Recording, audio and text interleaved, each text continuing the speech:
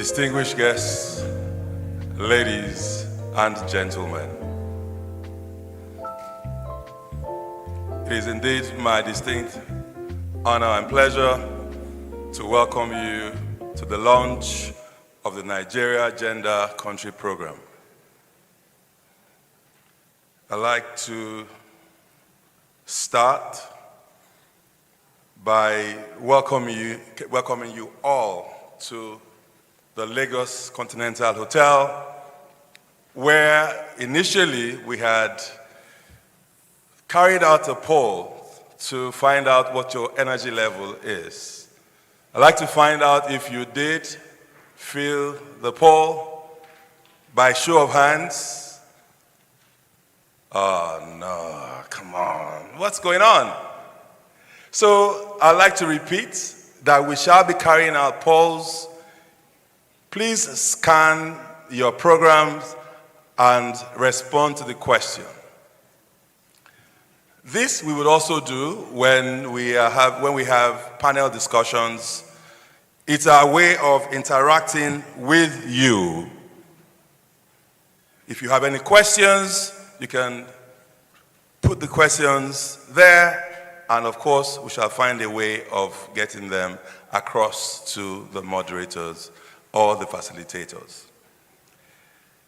Promises to be a very good morning and a very good event. So without further ado, Your Excellencies, honorable commissioners here present, distinguished captains of industry, esteemed leaders of the International Finance Corporation and the World Bank Group, members of the press, and every single change maker in this room. And of course, I leave the host governor, Governor Babajide Olusola Sanwo-Olu. I welcome you all. My name is Akin Shemowo. I am known as your compare beyond compare. And today I have the singular honor of anchoring what I believe will be one of the most consequential mornings in Nigeria's private sector. Before we go any further, I can already feel in the room this question hovering all around us. If it is a gender program, how come a man is hosting it? By show of hands, tell me, have you? Thank you. I like the honesty. Now, let me tell you that I stand before you representing the over 100 million men that we have in Nigeria. Why is that? Because we have actually found out and decided that gender equality is not something that we will leave to the women alone. We men would be involved in this. So, that is why I stand before you as a representative of all the men in Nigeria, and I think we deserve a round of applause for that. Energy. Please give me a round of applause commensurate with my size. Thank you. The organizers simply wanted a man to drive home that point, and I stand before you to do just that. If you educate a man, you educate an individual. If you educate a woman, you educate a nation. Well, ladies and gentlemen, today we are not just educating, we are launching an entire national program just to make sure that nation building runs on both engines. This morning is not simply a ceremony, I would say.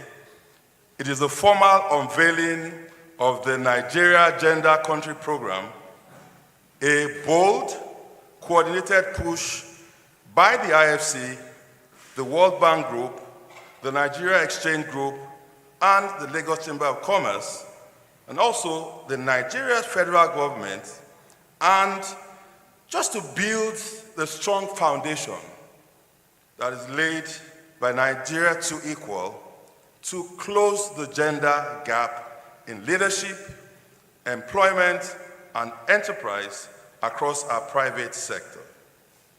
And the number, ladies and gentlemen, are not decorative. Economists tell us that closing gender gaps actually adds billions to Nigeria's GDP. So this is definitely a laudable project. Over the next few hours, you'll hear from ministers, regulators, bank chairmen, IFC, and World Bank leadership. Some of the sharpest who represents this lovely and beautiful hotel.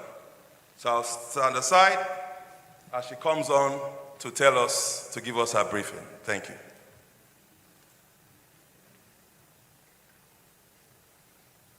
Good morning, everyone. My name is Abimbola Yekomi, and I welcome you all to Lagos Continental Hotel. I'll be taking you through safety and security brief. Lagos Continental Hotel is a building with 23 floors and 2 basements. You are currently on the 3rd floor, Grand African Ballroom. In the unlikely event of fire or any other emergency that could lead to emergency evacuation, please, on hearing the alarm, do not panic. Just walk out of this meeting room to the foyer. Once you get to the foyer, please make use of the spiral stairway, which will lead you to the ground floor at the lobby. Once you get to the lobby, kindly find your way to the left-hand side of the building. That is your driving. That is where the assembly point for guests is. Do not make use of the elevators because all elevators should be grounded. Our emergency response teams are readily available to guide us in case of any emergency, and our firefighting equipment are also duly serviced. We have a partnership with Federal Fire Service Awolowo Way in case of any fire incident. And because we respect your privacy, there are no CCTV cameras in this meeting room, so please keep your belongings safe. If you notice anyone who is not part of your team, kindly notify the security personnel by the elevator, and the needful will be done. There is no fire drill or fire alarm testing today. If you need medical assistance, there is a mini clinic, and a nurse is on duty to attend to you. Your convenience will be by the elevator, the male and female restroom. Thank you very much. Enjoy your stay. And with that, Your Excellency, distinguished ladies and gentlemen, shall we now rise as we take the national anthem? Our flag shall be a symbol that truth and justice reign. In peace, all back to honor, and this we count as gain. To hand unto our children a banner without stain. Thank you very much. You may be seated. Okay, I'm sure we were looking forward to singing the 3 stanzas. I have to confess, so was I. All right, distinguished guests, ladies and gentlemen, we do have quite a number of things to go through, and I would like to start by going through our list of recognitions, as I start by recognizing the Executive Governor of Lagos State, His Excellency, Mr. Babajide Olusola Sanwo-Olu, ably represented today by the Honorable Commissioner for Commerce, Cooperatives, Trade and Investment for Lagos State, Mrs. Folashade Bada Ambrose Medebem. Also here with us is the Honorable Minister, Federal Ministry of Women Affairs and Social Development, Hajia Iman Suleiman Ibrahim. I understand she'll be joining us virtually. The Director General, Security and Exchange Commission is also here, Dr. Emomotimi Agama, who will also be represented by the Executive Commissioner, Legal and Enforcement, SEC, Mrs. Frena Chukwogo. I would also like to inform you that the group chairman, Nigeria Exchange Group, Alhaji Dr. Umaru Kwairanga, will also be joining us virtually. The managing director, the Director General and CEO, Nigeria Exchange Group, Mr. Temi Kupola, will be represented by the Group Chief Strategy Officer, NGX Group, Ms. Jumoke Olaniyo. The Division Director, Nigeria and Central Africa, IFC, is also here, Mr. Olivier Buyoya. The Head of Office, Nigeria IFC, Mr. Christian Mulamula, is also here. The Country Director, World Bank, Matthew A. Verghese, is also here with us. The Chairman, Board of Directors, EcoBank Nigeria, Mrs. Bola Adeshola. The Senior Partner of TLCom Capital, Dr. Omobola Johnson. The Chief Executive Officer, NGX Regulation Limited, Mr. Olufemi Shobajo, will also be joining us, while we have the Director General, Lagos Chamber of Commerce, Dr. Chinyere Almona, will also be joining us. The Ambassador of Italy to Nigeria is also here, His Excellency Stefano Dolio. The country representative to Lagos and ECOWAS, UN Women in Nigeria, Ms. Beatrice Eyong, will be represented by the UN Women Coordinating and Partnership Lead, Acting Deputy Representative, Ms. Patience Ikeoba. I spotted amongst us also a man who would easily pass for a Nigerian, and he is the Consul General of the Federal Republic of Germany in Lagos, Mr. Daniel Krull. I recognize CEOs present here today, capital market stakeholders, the diplomatic community, members of the press, distinguished ladies and gentlemen. I thank you also for being here. With protocol duly observed and everyone accounted for, let's get into the substance of why we are here today. It is now time for us to go into our leadership remarks, the inclusion dividend, and Nigeria's growth opportunity. I'd like to have you know that for each of these sessions, we have a poll running. Please scan the QR code on your program. It's now time for me to introduce, though he'll be joining us virtually, please make welcome the Chairman, NGX Group, Alhaji Dr. Umaru Kwairanga. Please give him a round of applause.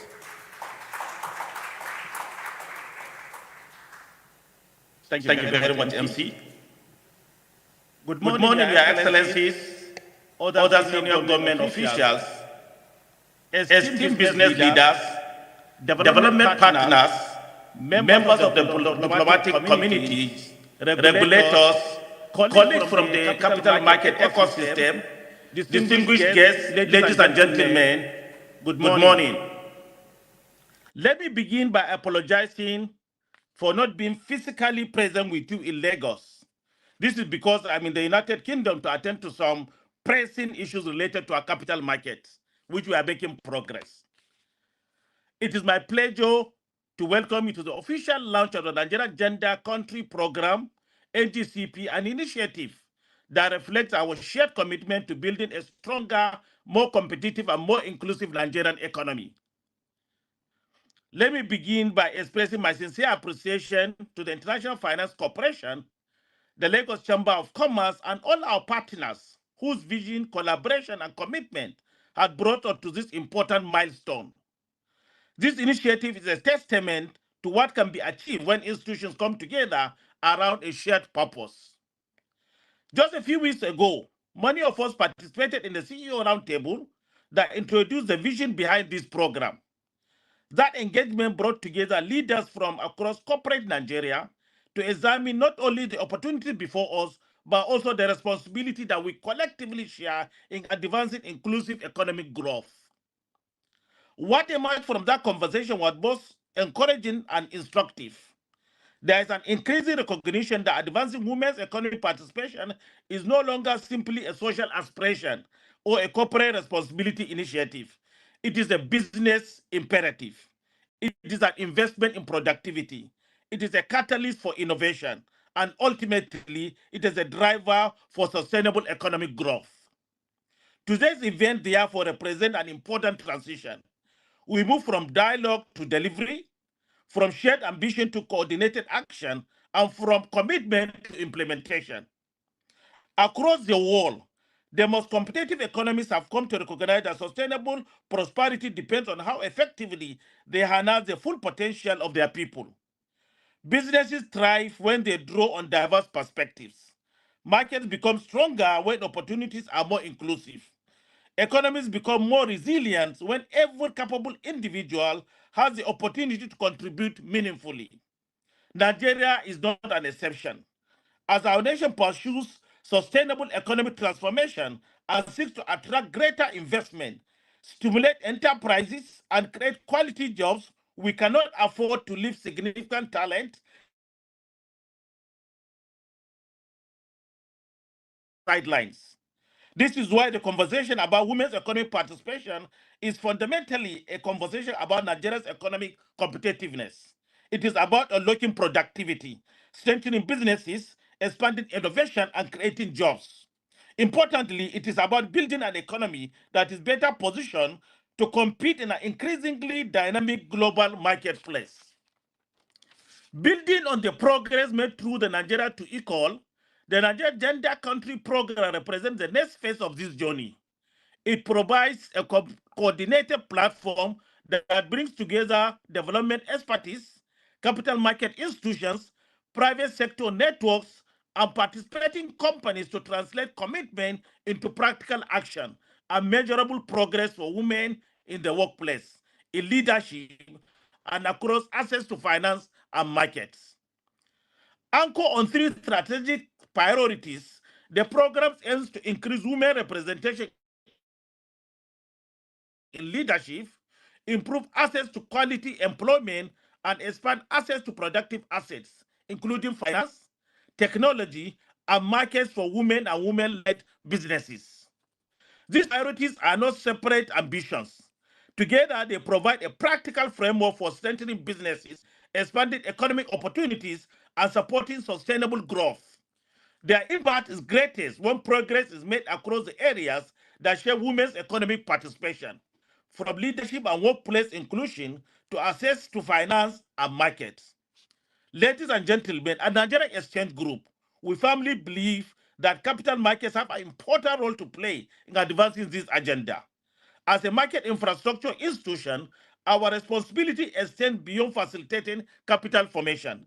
We have shaped the standards that define successful businesses, strong governance, transparency, accountability, sustainability, and long-term value with the objectives of this program. Because inclusive businesses are stronger businesses. They are better governed, more resilient, more innovative, and ultimately more attractive to investors. This is why we value our partnership with IFC, first through Nigeria to Equal and now through the Nigeria Gender Country Program. It reflects our conviction that sustainable capital market and inclusive economic development are mutually reinforcing objectives. But the success of this program will not be measured by today's launch. It will be measured by the actions that follow. More women in leadership, more inclusive workplaces, and greater access to finance, technology, and markets for women-led businesses. These outcomes matter not only for individual companies, for Nigeria's wider growth trajectory. The World Bank estimates that advancing women's economic participation could contribute over $100 billion in additional GDP by 2030. That is a major slice of the growth needed to achieve the $1 trillion economy as we envisaged by our president, Bola Ahmed Tinubu, that we are now targeting. And because women's economic growth greatly advances family economics, it will be inclusive growth. This is an opportunity that Nigeria cannot afford to live or realize. That is the inclusion dividend, a stronger economy, and greater opportunity for businesses, investors, families, and communities. Lastly, on behalf of the Nigerian Exchange Group, I reaffirm our commitment to this agenda and to our continued partnership with the IFC and all stakeholders represented here today. Thank you for listening. May God bless the Federal Republic of Nigeria. I appreciate.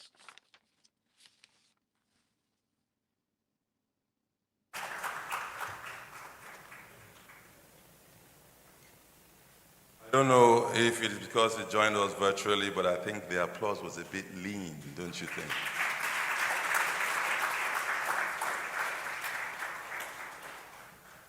Thank you so very much. We'll now move on to the next person to give us leadership remarks, the inclusion dividend, and Nigeria's growth opportunity, as I call on the IFC Division Director, Nigeria and Central Africa. Please make welcome Olivier Buyoya.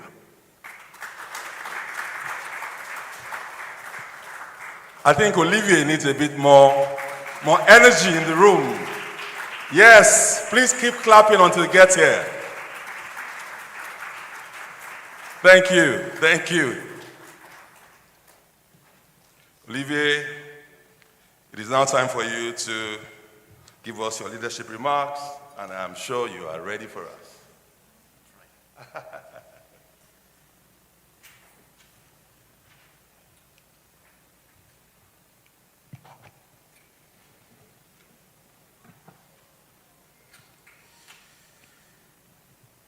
Distinguished partners and colleagues, ladies and gentlemen, all protocol observed, good morning. Good morning. Much better. It is a pleasure to join you today for the launch of the Nigeria Gender Country Program. I am particularly pleased and honored to do so because this marks my very first formal engagement with Nigeria's business community since I assumed the role of the IFC Division Director for Nigeria and Central Africa. This is my second week in the role. And there could hardly be a more fitting occasion. Earlier this year, IFC, together of NGX Group and the Lagos Chamber of Commerce Industry, convened you leaders from across Nigeria private sector for a conversation on the competitiveness, growth, and the future of the Nigerian economy. That conversation also underscored an important point for today's launch. Inclusion cannot remain a broad idea. In Nigeria's growth story, it must translate into the full and equal participation of women as workers, leaders, entrepreneurs, consumers, and drivers of economic value. That is what NJCP is designed to support. Through a One World Bank Group approach, it brings together IFC private sector work with the World Bank policy and development expertise to actively contribute to the effort already underway to expand women access to jobs, leadership, finance, markets, technology, and business opportunities. Nigeria has the scale, talent, ambition, and entrepreneurial energy to shape Africa's economic future. With a population of 230 million people, more than half of whom are women, the country's growth ambitions will depend on how fully it draws on the talent and enterprise of its people, all its people. As Nigeria pursues its goal of building a 1 trillion economy, the question before us is practical. How do we unlock the country's full productive potential? Part, or should I say, a large part of the answer lies with women. Women are already building businesses, leading teams, managing households, driving innovation, and sustaining supply chains. Yet, too many still face barriers to finance, market, leadership, childcare, skills, and safe and respectful workplaces. These are personal realities, but they are also business realities. Women's fuller participation creates a multiplier effect across the economy. A woman who gains access to opportunity strengthens more than her own future. She contributes to a stronger company, a more secure household, a more resilient community, and a more productive economy. This is why gender inclusion is not a social agenda sitting alongside economic growth. It is one of the drivers of economic growth itself. Companies that attract, retain, finance, and promote women are better positioned to innovate, compete, and grow. Economies that do the same are better equipped to create jobs and build resilience. We have already seen that what progress can look like in practice. Through the pilot Nigeria 2 Equal, IFC and NGX Group worked with 18 companies across 7 sectors to move gender equality from commitment to implementation. The program began with 185 town-bound commitments. By the end, participating companies had fulfilled 80% of them and developed, revised, and implemented 148 gender-smart policies and practices. The results were concrete. Nigeria 2 Equal reached 49,000 employees, trained more than 8,000 women, helped more than 3,000 women advance through new jobs and promotions, expanded childcare support for more than 10,000 working parents, and supported stronger workplace policies on bullying and harassment. Women entrepreneurs also received more than $2 billion in direct financial investments through loans and grants, while 70,000 women entrepreneurs accessed services to strengthen their technical and business skills. Behind these results is a woman hired into a role that expands her income and confidence. A manager prepared for promotion because her company invested in her leadership. A mother able to return to work because childcare support exists. An entrepreneur whose business becomes visible in a larger corporate value chain. This is how inclusion becomes growth. When corporate commitments translate into better business decisions, stronger institutions, and opportunities that improve lives. And that is the foundation on which the Nigeria Gender Country Program is being launched today. The program builds on the lessons of Nigeria 2 Equal, but goes further. It recognizes that expanding women economic participation requires more than goodwill. It requires systems, commitment, partnership, and follow-through. It calls for shared actions across business, finance, regulation, government, and development partners, so that the systems shaping women participation in the work, leadership, enterprises, finance, and markets are better aligned with Nigeria growth ambitions. Programs do not transform economies. Execution does. It will happen when companies make the inclusion of women part of how they compete. The opportunity is powerful. Women entrepreneurs with the capital and support to growth, workplaces that help talent stay and advance, and policies, finance, and corporate practice working together to create stronger firms, better jobs, and wider economic opportunity. The call to action is clear and belongs to us. For business leaders, this means treating women economic participation as part of competitiveness, productivity, and long-term value. For financial institutions, it means designing products and services around the realities of women entrepreneurs who are already building businesses, creating jobs, and serving markets. For regulators, market institutions, and development partners, it means using policy, platforms, finance, evidence, and convening power to help good commitment become scalable results.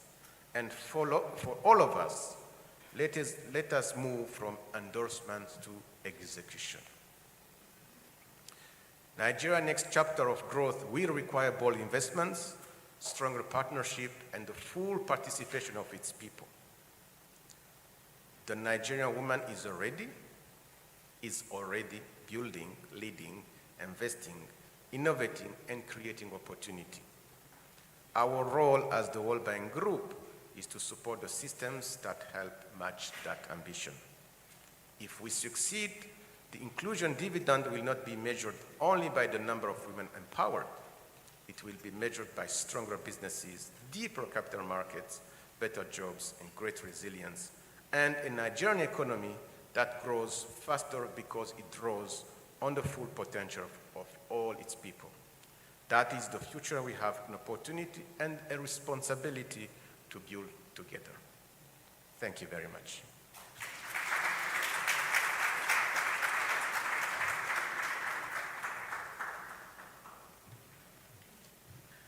Thank you so very much, Olivier. It is now time for us to move on to our next speaker.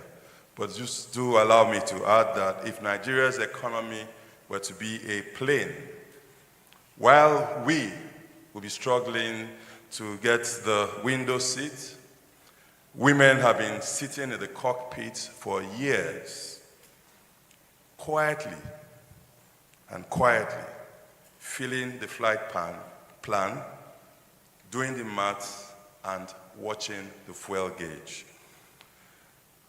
What we are saying today is that those women will, encouraged by the Nigeria Gender Country Program, also take control. I've been asked to make this brief, and I will confess it's like asking an uncle at a wedding ceremony who is about to give a speech to keep it short. As we all know, in Nigeria, uncles will talk, but I will surely try. It is now time for me to invite the next speaker, and I would please request that he makes his speech short and maybe not more than 5 minutes, as I invite the World Bank Division Director, Nigeria, Matthew Verghese.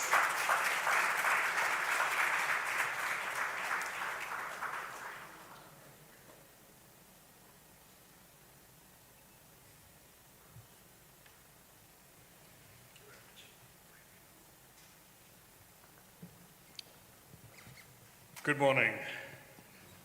It's a pleasure to join you today for the launch of the Nigeria Gender Country Program and to see such a distinguished gathering.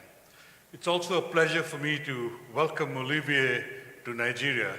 For a week, he's managed to accomplish a lot. He's got a tailor, and he's learned one of my favorite Nigerian phrases, all protocols observed. I'm also going to observe all protocols. Thank you very much. A few weeks ago, the World Bank Group launched its country partnership framework for Nigeria, designed to support the country's ambition of becoming a $1 trillion economy. This framework recognizes both the scale of Nigeria's ambition and the scale of its opportunity. And it's built around helping Nigeria translate the recent reforms into faster growth, investing in people, greater private investment, both to help grow the economy, but also to bring private investment into infrastructure, because the scale of Nigeria's needs are such that neither the government nor development partners will be able to do it by itself. And critically, for improved resilience, both against short-term shocks, such as some of the economic shocks that Nigeria and the world has been facing recently, but also the longer-term challenges, such as climate change, that require adaptation, for example, by farmers in the north, from floods in Lagos, but throughout the country, building resilience within the economy. At the heart of that agenda for the country partnership framework is a simple reality. Sustainable growth depends on whether all Nigerians can participate in and contribute to the economy. This is why inclusion matters. Not just because it is fair, although that is important, but because it is fundamental to productivity, competitiveness, and long-term economic progress.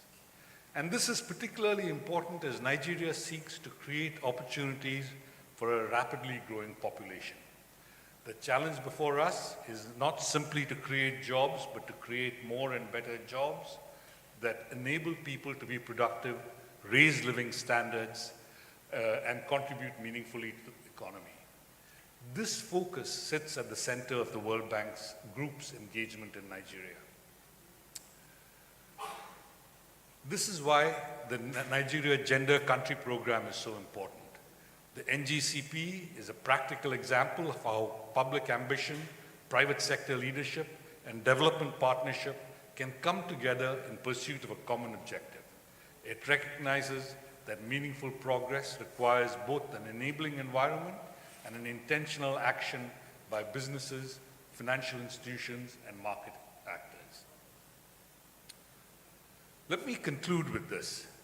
The inclusion dividend is real, but realizing it will require more than good intentions, although those are a good start.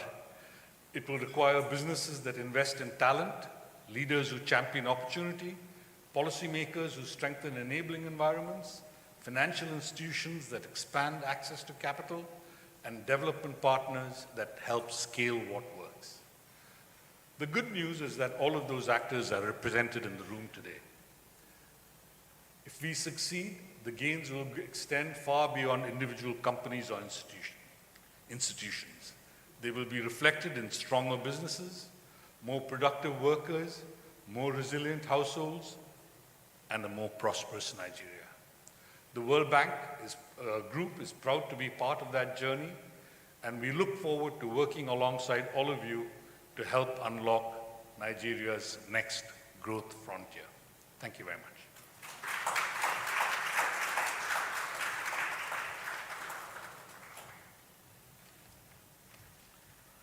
Thank you so very much, Matthew.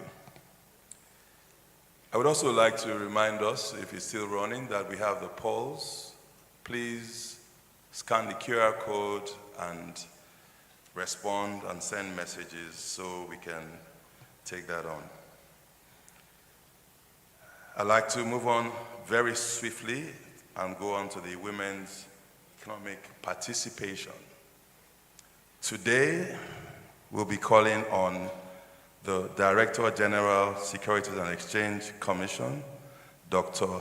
Emomotimi Agama, who is ably represented by Mrs. Fana Chukwuogo, the Executive Commissioner, Legal and Enforcement. Please, with a resounding round of applause, please welcome her to the lectern. I think we can do better than that. Let's do this. I know that.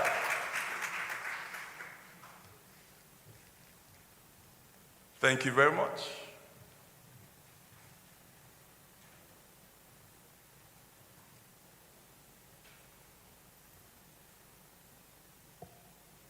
So good morning, distinguished ladies and gentlemen. I would also stand on the already established protocol because no one can ever do it justice. Good morning. It is both an honor and privilege to represent the Director General of the Securities and Exchange Commission at the official launch of the Nigeria Gender Country Program. Today's event represents much more than the launch of a program. It signals a renewed commitment to building a more inclusive, resilient, and prosperous Nigerian economy by deliberately expanding opportunities for women and girls to participate meaningfully in economic development. For Nigeria, this conversation sustainable considerations into their governance structures, investment strategies, risk management processes. Gender inclusion is a very important component of this broader sustainability agenda. Evidence from global markets continue to demonstrate that organizations with diverse leadership and inclusive governance structures tend to exhibit stronger decision-making, more effective risk oversight, higher levels of innovation, and superior long-term performance. These are outcomes that strengthen not only individual companies, but the capital market as a whole. So beyond boardroom diversity, however, we must also focus on expanding access to capital for women-owned businesses and women-led enterprises. Small and medium-sized enterprises remain the backbone of Nigeria's economy, and women entrepreneurs continue. And women entrepreneurs constitute a significant portion of this sector. Yet, financing gaps continue to constrain their growth potential. Therefore, developing innovative financing mechanisms, strengthening gender-responsive investment products, expanding access to capital market financing, and promoting financial literacy will be essential in unlocking the enormous economic potential represented by women entrepreneurs across Nigeria. The Securities and Exchange Commission, therefore, welcomes the Nigeria Gender Country Program as an important platform for advancing these objectives through collaboration, innovation, and knowledge sharing. We particularly commend the IFC for its leadership in promoting inclusive private sector development globally and for its long-standing partnership with Nigeria in strengthening our financial markets, improving corporate governance standards, and supporting sustainable investment. No single institution can achieve these objectives alone.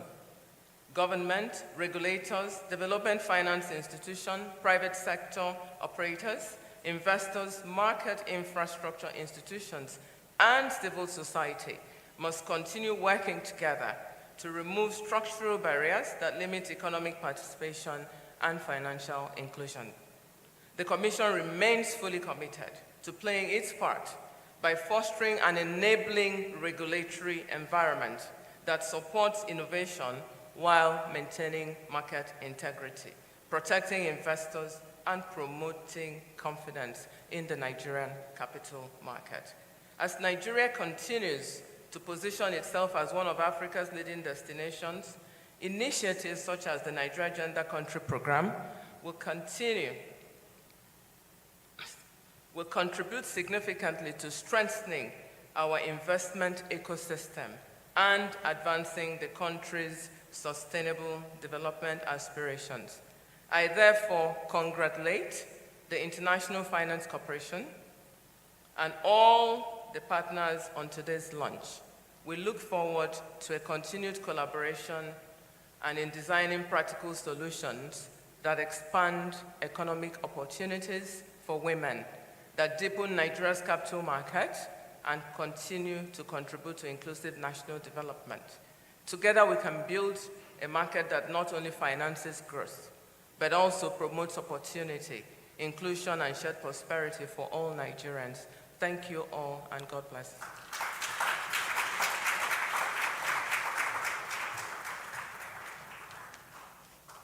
Thank you so very much.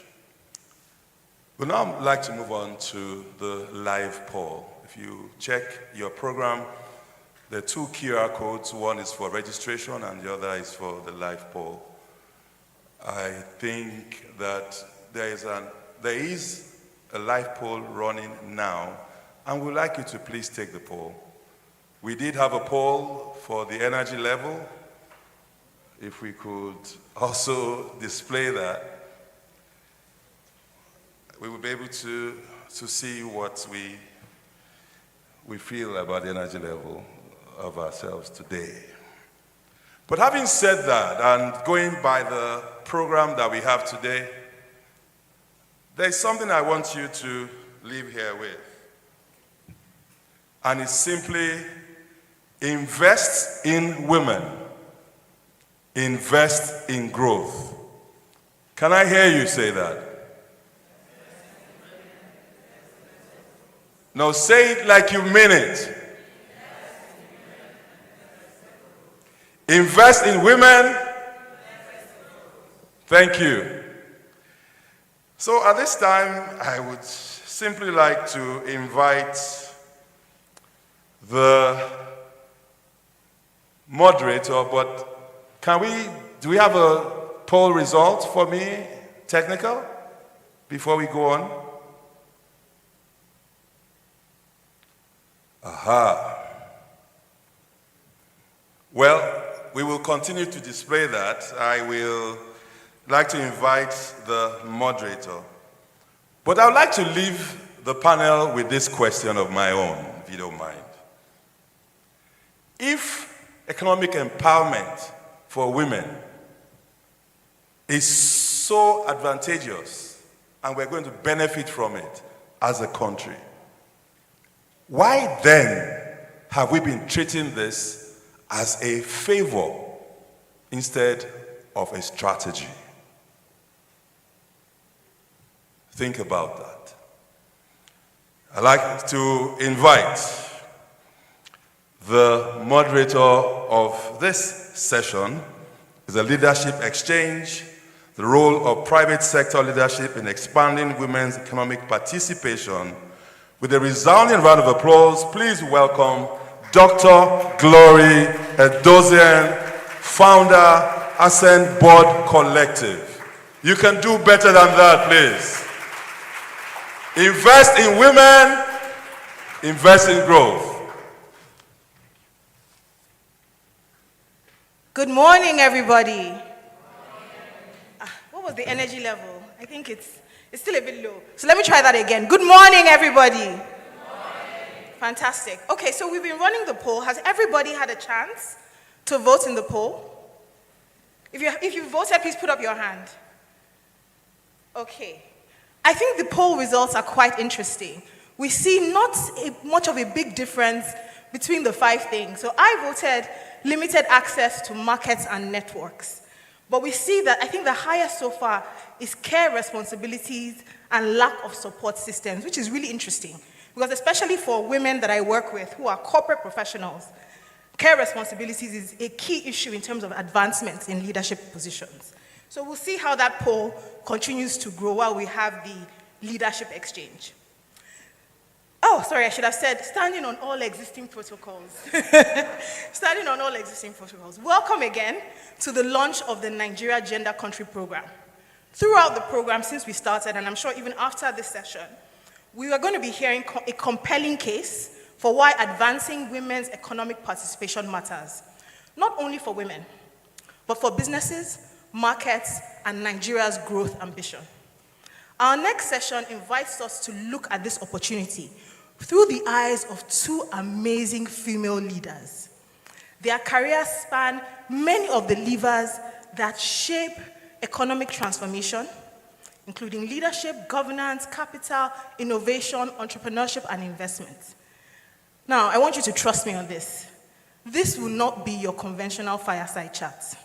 In fact, we coined it something a bit different, the leadership exchange. Essentially, we will all be flies on the wall, watching these two amazing leaders converse and sharing about their lived experience as female leaders and the benefits for women economic participation. At the heart of their discussion will be a simple question. What will Nigeria gain if women were fully enabled to participate as leaders, employees, entrepreneurs, suppliers, innovators, investors, and builders of the economy? Now, these women, they need no introduction, but I'm going to introduce them. And please, as I introduce them, I want us to give them a resounding round of applause as they come to the stage. The first person I will be introducing is Mrs. Bola Adesola. She's one of Nigeria's most respected business leaders, currently serves as the chairman of EcoBank Nigeria, and her distinguished career spans over 3 decades across banking, corporate leadership, governance, and capital markets. She's also a long-standing advocate for women's leadership and a co-founder of Women in Management Business and Public Services, WIMBIZ. Please, a round of applause as she comes to the stage.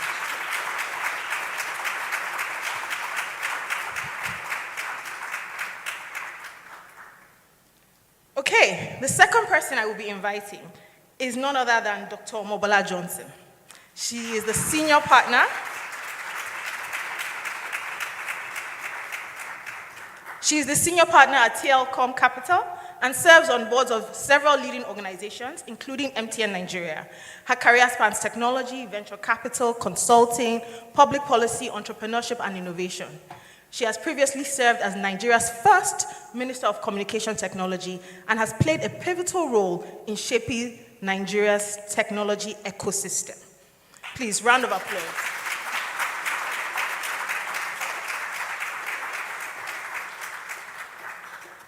Right, so remember I said this is a bit different. We are all flies on the wall watching them converse.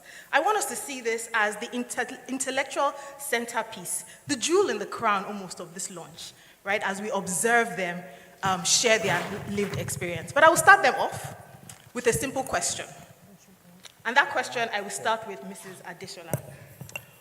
What is the biggest, Nigeria wants growth, businesses want productivity, investors obviously want returns. So looking honestly at our economy today, what are we leaving in terms of value on the table when women are unable to participate fully? Good morning, ladies and gentlemen.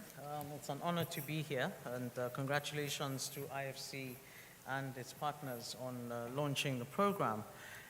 And thank you, Dr. Edozian, as well. The question that was asked is, in women not being able to fully participate in the economy, in private and public sector, what are we leaving on the table? I would sum it up as trapped value. The barriers to access to credit, access to leadership roles, access to opportunities means that there's a lot of potential that's trapped in the gender that is not fully realized. And if you think about it, for someone like myself who's been in risk management, banking, capital allocation, developing and training human capital is a form of capital allocation. When women leave the workplace, when they peak in their careers and can't move, it means that it's a negative return on human capital returns. I'm not sure that for the business people in this room, they would accept or tolerate negative returns on any investment. And so that's something that I want to leave behind, that what's left on the table its potential, its growth, its opportunity, its impact, its development, its GDP, incremental GDP growth. But I'm sure that Mobola would also, want to comment on that from the technology, investment, capital mobilization perspective. Yeah, thanks, Bola, and let me also say thank you to the IFC for inviting me to speak here. You said something, Bola, and that was around, you said, I think, trap value. That's what we're leaving on the table. And you're absolutely right, because if I speak about it from a tech perspective, the tech sector for the last probably, 10 or so years, I haven't looked at it recently, but it has been the greatest contributor to the growth of the Nigerian GDP. It's a greatest contributor and also really, in a sense, powering that growth. And so if we are, one of the things we're losing out, this trap value, is the opportunity to include more women in, women are excluded from the fastest growing sector in this economy today. And for me, that is a lost opportunity. It's a tremendously lost opportunity.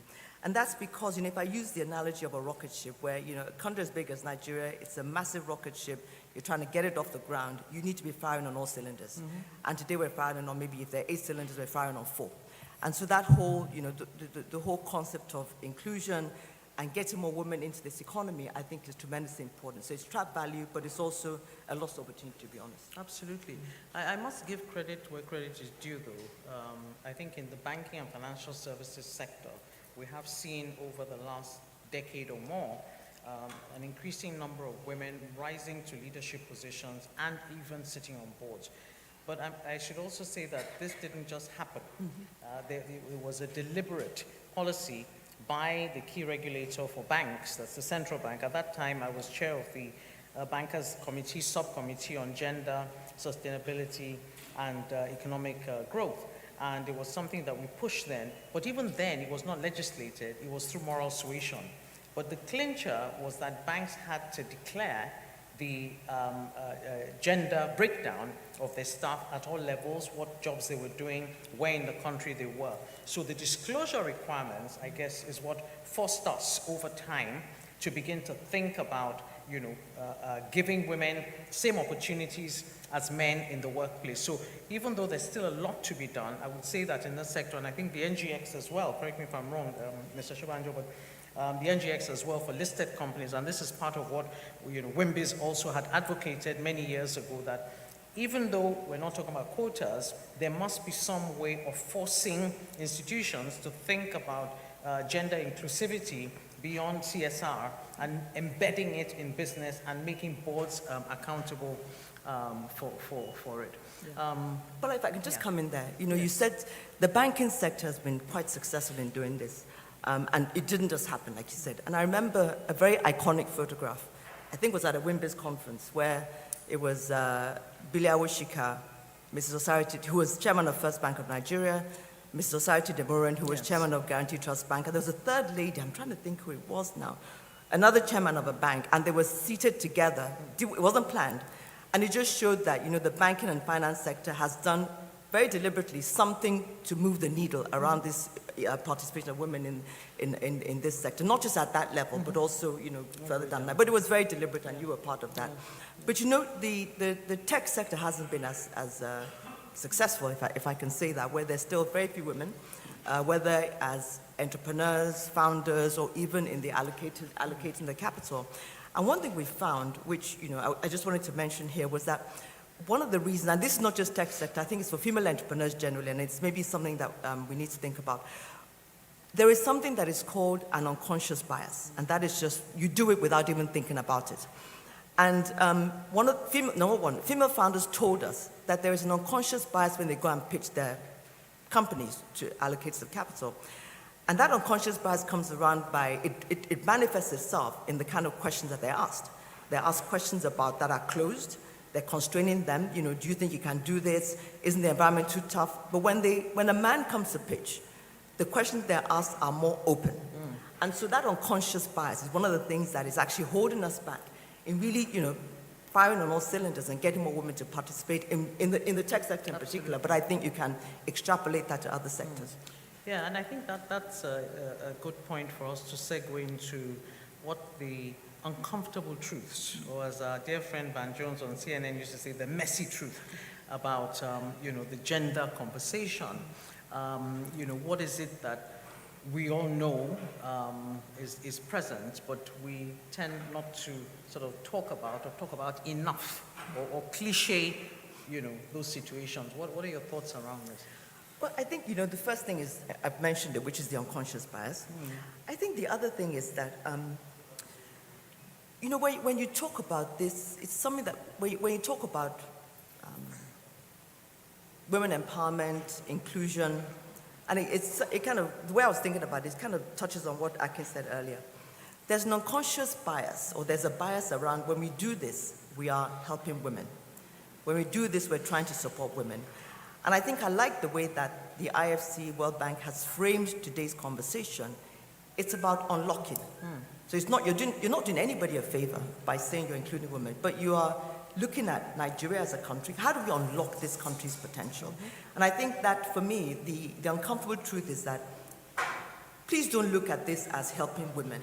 We don't need help. We don't need any help the way that it's been promoted.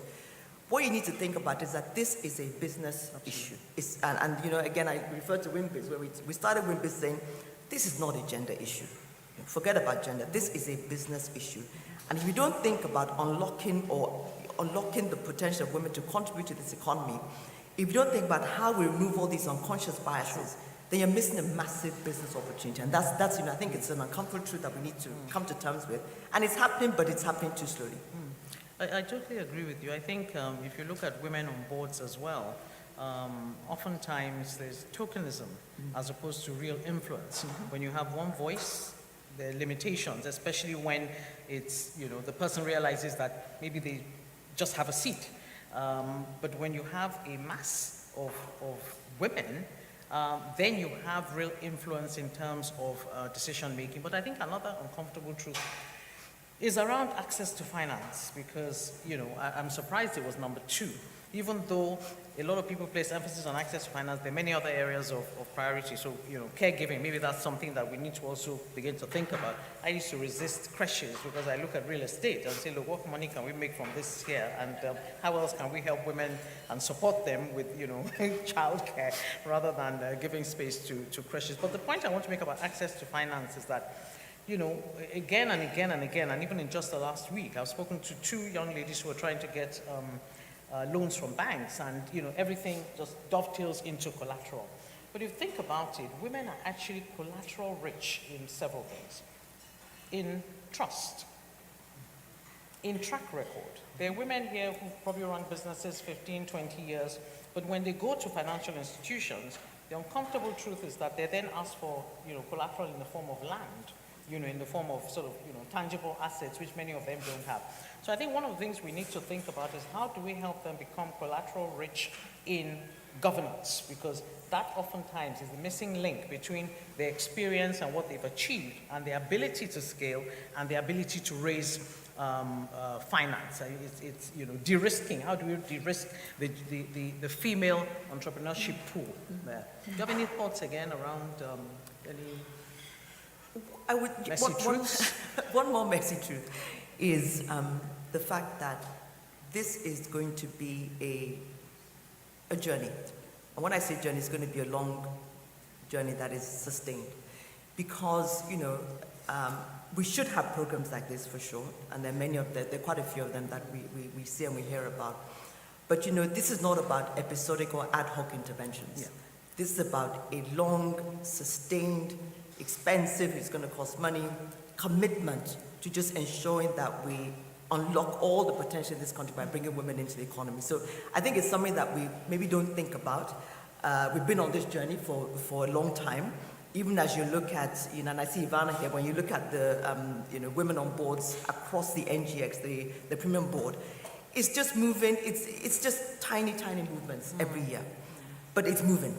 So I think that to get to where we need to get to, it's got to be a long, sustained journey where we put the money behind it, we put the commitment behind it, we put the narrative behind it. I mean, we can talk about the narrative later, but it's just going to be a long journey, and that's something that we just need to, we need to let that truth sit with us and be comfortable with that truth, that it's going to be a long but sustained journey. And I think, again, to give honor to whom honor is due, we do have I mean, TLCOM has supported female-owned and managed businesses. We have Aroa Capital, Alithea. So we're beginning to scratch the surface, and several other funds as well actually allocate a certain percentage to female entrepreneurs. But like you say, it's a long journey, and it has to be sustained. You know, the old greenwashing and whitewashing and so on and so forth. I mean, we have to move on to, you know, even in the workplace, moving inclusion from being sort of an HR type of conversation to really embedding it in the way in which we do business. What else do you think we can talk about? Well, I think one thing we can talk about is we talk about women in leadership positions, and that would be a great thing. So, you know, I'm going to ask you. I want to ask you, if you had the opportunity, you know, what are the levers that you would pull? Assuming that you were, I don't know, president of Nigeria or whatever it is, what are the levers that you think you would pull to really, you know, to do all the things you're talking about, make it a sustained journey, you know, get the needle to move a little bit faster on the things that we're measuring? What are the things that, one or two things you think you would do to really, you know, levers to pull to really move the needle? Okay, if I can flip that a bit, because, you know, if we're talking about pulling levers, I'm sure the expectation is to say, oh, corporate should do this, government should do that, policymakers should do this, that, and the other. But I want to flip it a bit to the individual, that is the woman. What levers can women pull to ensure that more women are able to attain their, you know, whether it's entrepreneurship potential, whether it's leadership in the workplace, and so on? Because I think a lot of women, and again, an uncomfortable truth is, there almost seems to be an entitlement in certain ways. I mean, there's no week that goes past that I don't have someone call me up or come and see me and say, I want to sit on a board. And, you know, it's almost like, well, that's the fact, that's what we're doing now. And the first question is, how have you prepared yourself over the last 10 to 15 years for what it is that you aspire for today? What value will you add? You've not run any business of any scale, you know, what have you done? And why would anybody value you for the board? So I think this whole aspiration thing for women has to be deliberate and intentional. Self-awareness, what's your purpose, what's your goal? How do you know, continuous development, for example, what networks do you keep? For entrepreneurs, financial literacy, you know, basic stuff. Very few entrepreneurs will suddenly get up and say, you know, I want to take a course in Lagos Business School, you know, owner-manager program so I can improve myself. They just keep, you know, it's like a hamster wheel. And then when they want to scale, they blame it on the banks, that the banks are not supporting. There are enough support structures, I believe, for women that can help to facilitate and enable growth. Growth in you know, corporates and so on. But what I think is key is that, you know, it's really, again, about each one lift one. For each woman who's successful, what are we doing to lift others? Opportunities abound, but are we ready to step into those opportunities? And even when we do, are we leaving the door open for other women to follow? So for me, I think, you know, in terms of, you know, what lever, it really is self-realization, self-actualization, and supporting other women, telling the story, experiential, you know, sharing, and not just mentorship, sponsorship as well. Some of us have, you know, risen up the ladder, you know, in some form or the other through sponsorship, through unknown sponsors. You know, how do we make ourselves fit for sponsorship? I think that is a key lever that women can pull to help themselves move up, realize their potential, and also support and help other women. I love the way you flip the question, because it's a very important thing. We can, you know, this is about, every time you're talking about how can corporates change, what policies are required, but then we need to also look inwards. Exactly. And I do like that. You know, we need to come prepared to the table. Absolutely. So that when those opportunities come, you know, you don't have to go asking. Somebody's going to say, this is the person that I want. And it does happen because, you know, you've done the homework, you've been visible, you've been articulate, people have seen what you're doing in your business or in corporate, whatever it is, and then you get selected. So that coming prepared and coming correct, you know, is I think it's really important for women. If I may add just, you know, I was talking to a very senior female executive who's like a group CEO of a group of companies, and her biggest challenge was she doesn't feel she's getting what's due to her. And I'm thinking, at this level, you know, so do we negotiate? You know, do we say, you know what, I think I deserve a pay rise? Are we waiting for the next cycle for it to happen? How many times do we step out of, you know, what is sort of a comfort zone or being given something as opposed to demanding it? I think that the mantra should not be, who's going to get me? It's who's going to stop me. So it's a message to women in the street. Who is going to stop me? I will pull all the levers and not just keep outsourcing my life, my destiny, my career to the corporate, to my employer, outsourcing it to the legislators, outsourcing it to government. We need to take control and take charge of our own destiny. So it's an uncomfortable truth, but my reality. Completely agree. I join the approach. I join the applause with that. So let's flip it back. Okay. So that the men don't feel too comfortable. That it's all about the women doing which it's important what we discussed. But I want to flip it back, and say I think that incentivizing the correct behaviors, incentivizing and rewarding companies when they do things that actually support inclusion or support this unlocking of female potential in an economy. And when I say that, let me speak from the point of view of a capital, somebody who receives capital and then deploys that capital to companies. And I would like to say that if you, and I see that happening, if you incentivize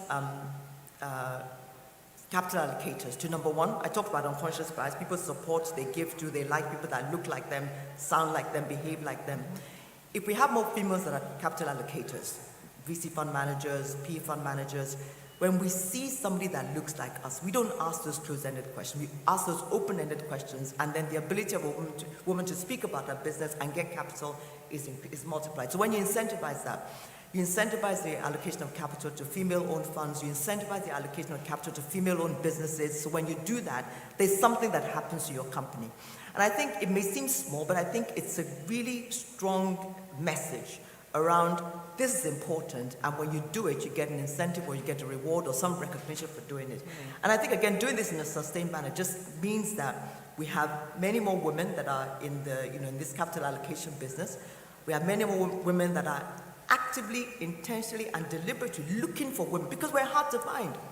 We are hard to find. And they will tell you, the biggest excuse that they will tell you is that, well, we have this allocation, but we can't find the women. Say, okay, fine, don't worry, I'll find them for you. So that's really important that, when you do that, you make it, you almost, you make it one of the KPIs, where this is one thing that you're measuring. How many women are you funding? How are you looking for those women? How are you encouraging those women? How much capital is going to their businesses? It's really, really, it's important. I think it's something that we need to also just... I think in value chain as well. I mean, absolutely, apart from just supporting women, for corporates that are here, what are your inclusivity policies that include awarding, contracts, mandates, and so on to women? I think we're kind of almost running out of time, but maybe we want to sort of be forward looking now. So please, just follow me on this. It's 2030. So it's not 2020 anymore, it's 2030. Maybe we're back to the Afro days and bell bottoms, but it's 2030. So Nigeria has succeeded. The inclusion dividend has been realized. Mobola, what do you think would have changed? What would success look like at that time? We won't be sitting in these kind of rooms talking about this. Absolutely. Yeah, there would not be a need for this type of program at all.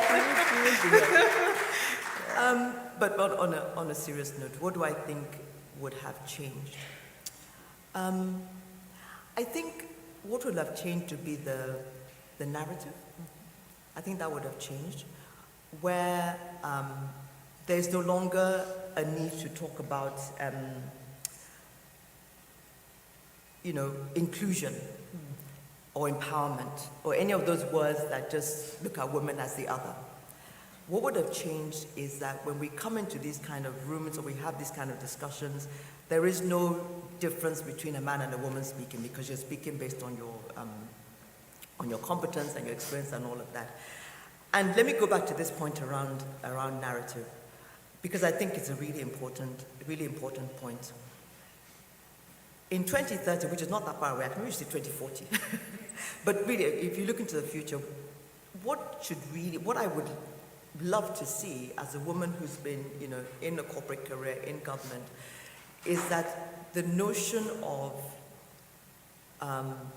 the notion of a woman having to be helped, a woman waiting to receive something as opposed to taking something.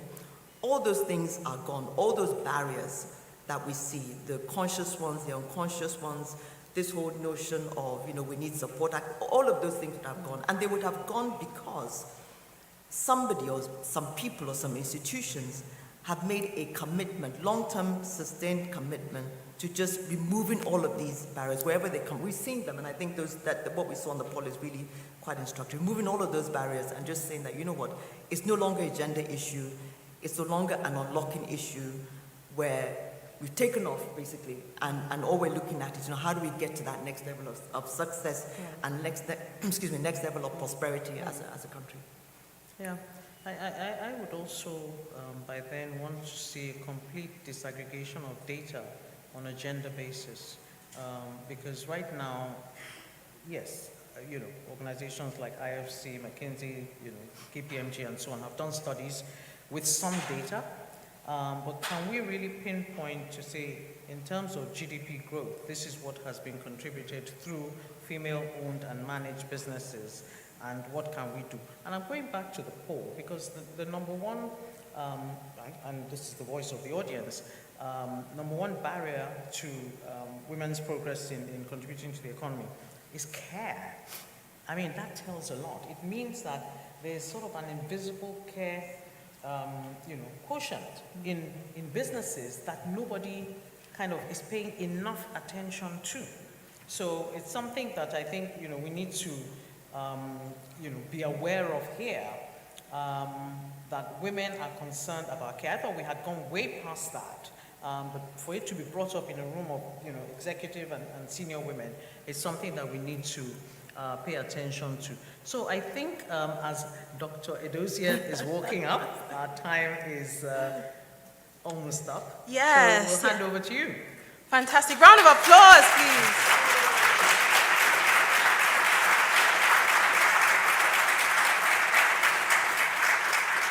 I told you that this was going to be a really special interaction, and truly it was. So to round off, we're going to have some quick fire questions. So the rules are no thinking. I say the question, and you answer. You just complete the sentence. Okay, so Dr. Johnson, I will come to you. Nigeria will not achieve its growth ambitions if we continue to think of women as the other.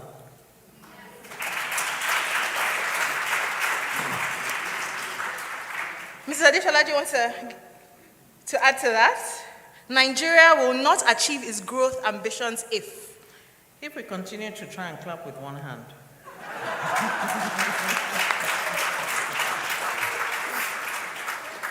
Okay. Dr. Johnson, the private sector should stop. No thinking. The private sector should stop thinking that the female agenda is about helping women.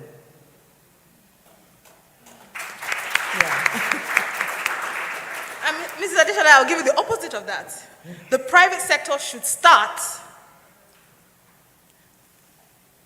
broadly reporting representation data, not just when they're mandated, but compulsory.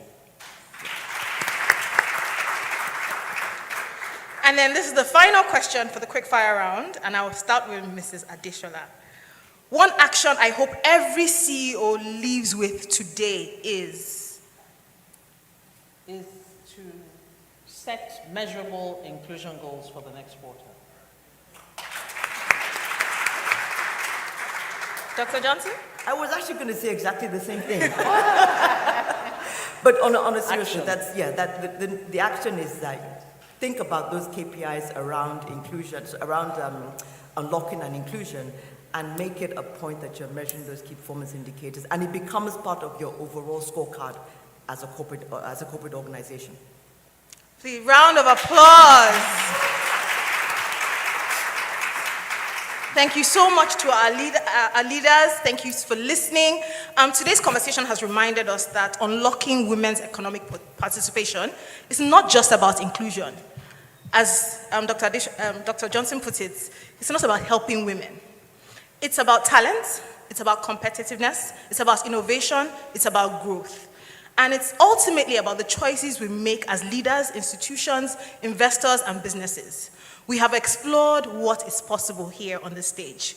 We will now turn our attention to the platform designed to help translate that ambition into action, the Nigeria Gender Country Program.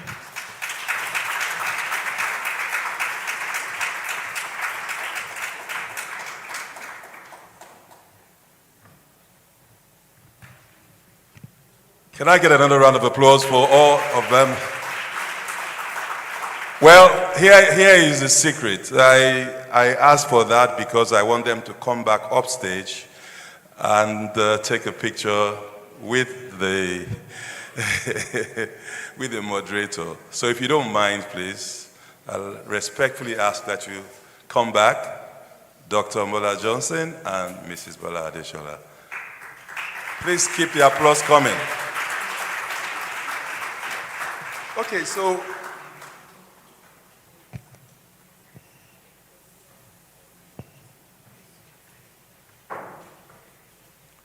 can I have Olivier, Matthew, and Christian also please join them so they don't feel so lonely on the stage.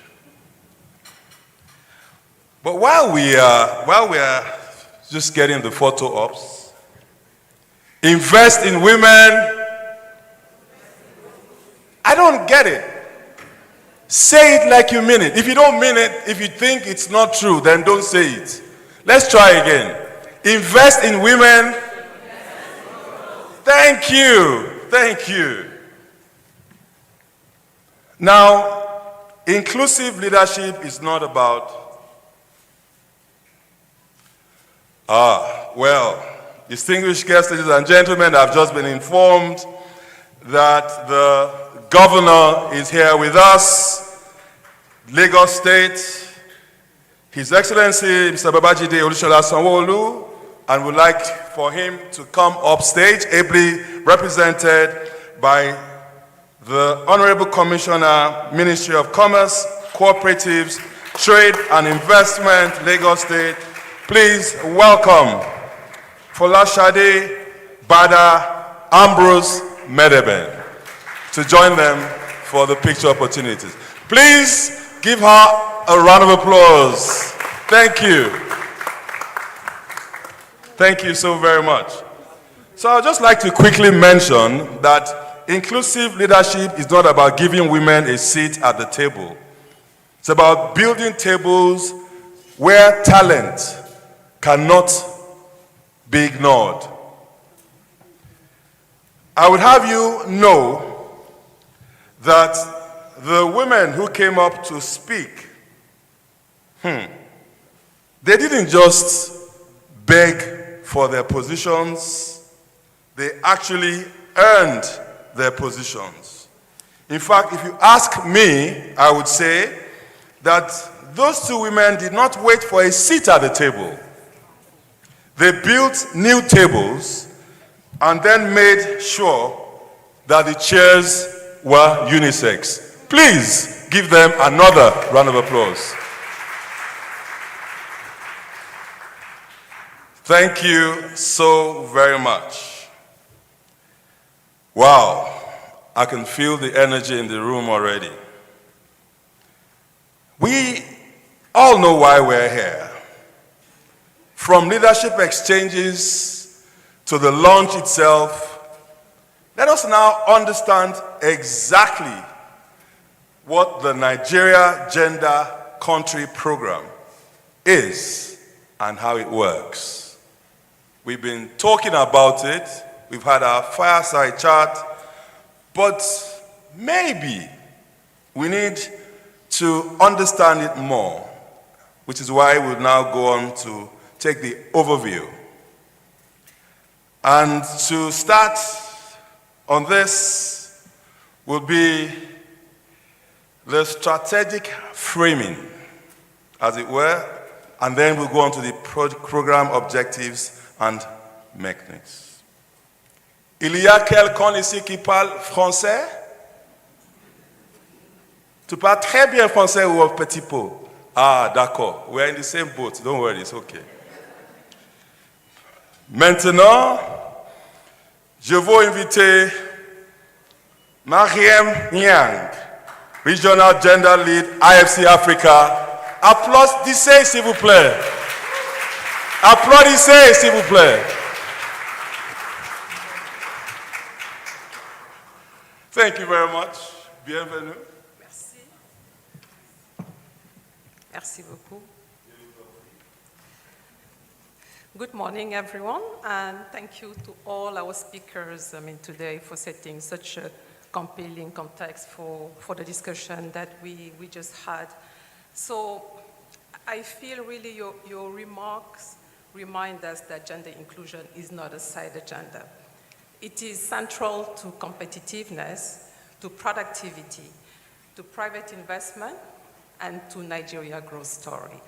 So I will now briefly connect the Nigeria Gender Country Program to the broader World Bank Group Gender Strategy and the IFC Roadmap 2030 before my colleague Adawori takes us into the specific design and delivery of the program.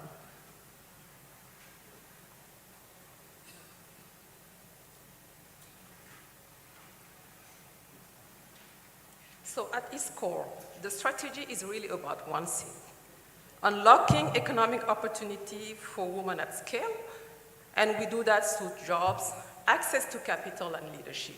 It is structured around three priorities: ending gender-based violence and strengthening human capital, expanding economic opportunities, and engaging women as leaders. And importantly, this strategy is anchored into measurable outcome. So just not aspirations. And by 2030, the World Bank Group aims to support 300 million women digitally connected, 80 million women accessing capital, and 250 million women benefiting from social protection. And here, IFC plays a leading role in delivering these targets, particularly on digital inclusion and access to capital.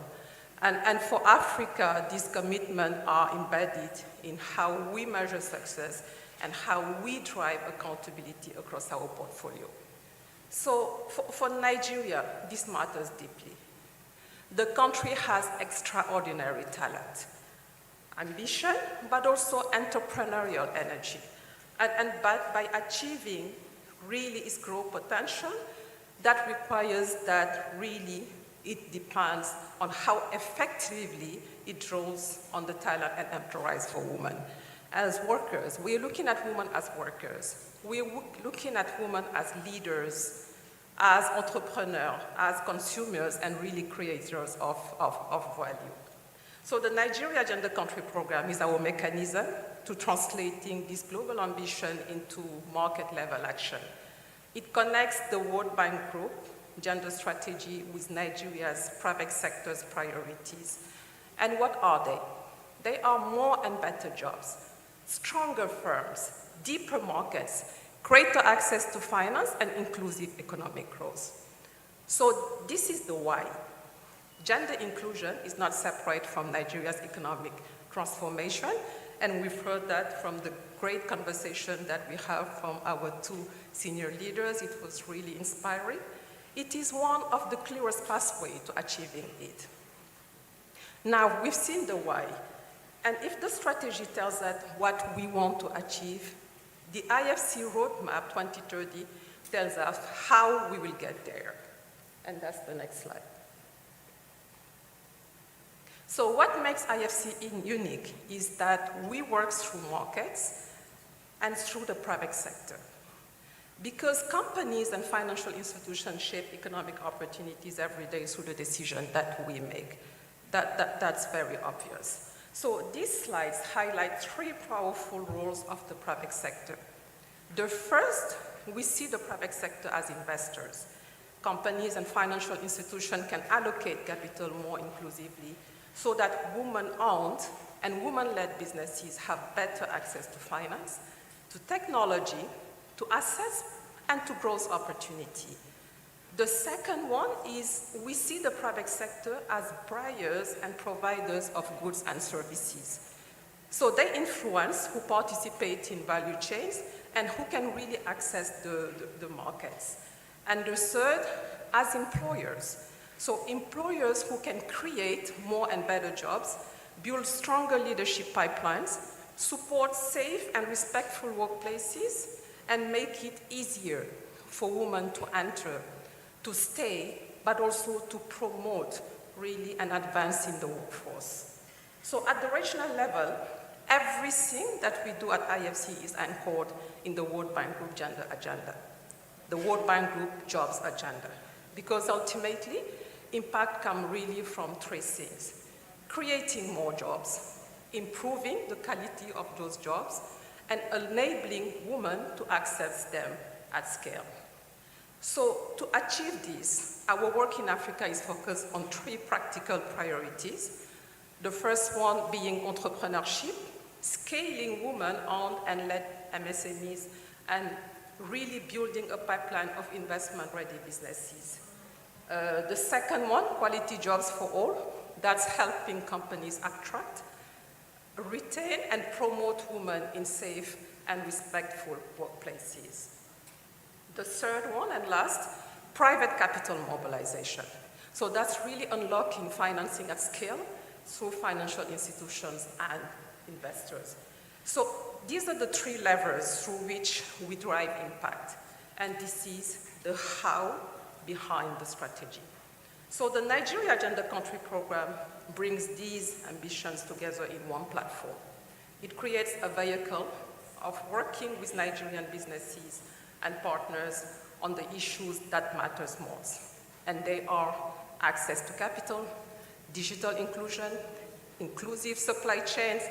We talked about quality jobs, women's leadership, climate participation, and the prevention of gender-based violence, very important. So we heard our division director, Olivier, say in his speech, program don't transform economies, execution does. I will complement by saying, yes, programs don't transform economies, companies do. So impact happens when businesses make women's economic participation part of really how they compete. How they compete, again, I'll repeat it, very important. How they invest, how they build talent, and how they create long-term value. So this is why the private sector is not simply, for us, a beneficiary of this agenda. It is how really one of the most powerful drivers, and that's how we say it. Now, with that strategic framing, let me hand it to Ada. You know, she's been doing a great job in leading our work here in Nigeria and closely working with our partners. So she will walk us through the Nigeria Agenda Country Program. She will give us the details, really looking at what it aims to deliver and how companies and partners can engage. Thank you very much. Ada.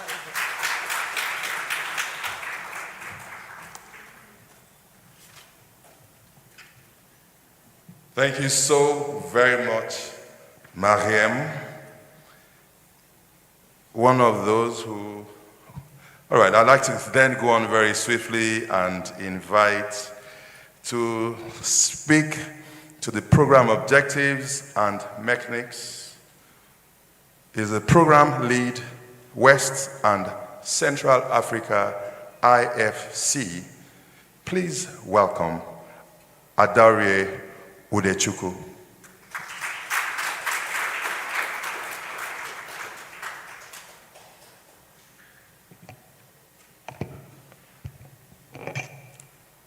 Thank you. Thank you, Akin. I typically like to say sometimes we vertically challenged people always have to adjust the mic. Thank you very much, Mahem, for that strategic hinge. And I am so excited about the conversation we just had with Dr. Johnson and Mr. Deshola. It was so insightful and really powerful. Another insightful aspect that I've seen so far was a poll, and I have a surprise for all of us in the Nigeria Agenda Country Program. I promise you would like the surprise. So please stay with me as I share the details of the Nigeria Gender Country Program that we have painstakingly designed, not as IFC, but as a market. What we have done is to build on a predecessor program. So I'm going to quickly share with us that journey and how we got here.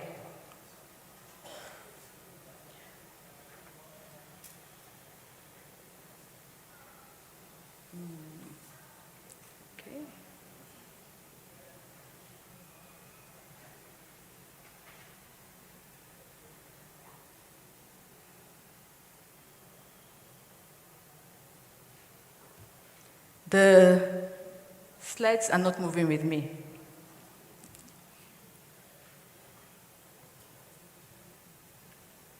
The slides aren't.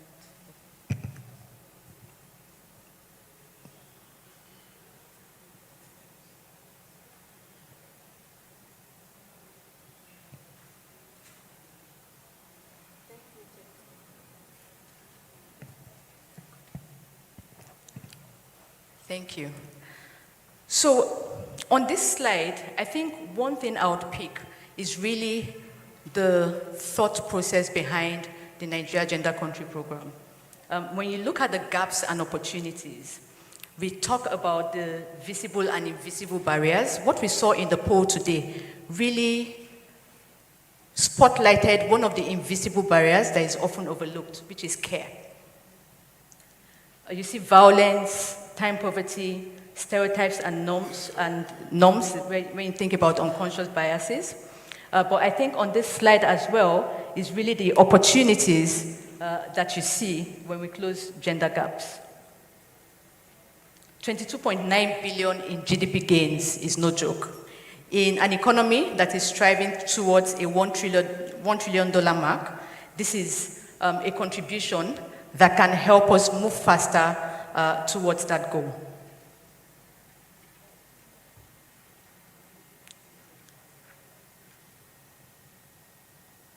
So I said I was going to talk to you about the journey on how we got here. We've tested a model in Nigeria, and we're building on that to scale. In 2021, the Nigerian Exchange, and the government of Japan worked with the International Finance Corporation to rally CEOs of some of the most capitalized companies on the exchange, because we wanted to test out something. What really happens when you bring decision makers together to take action? Would the needle really move? So what did we find? 1 minute.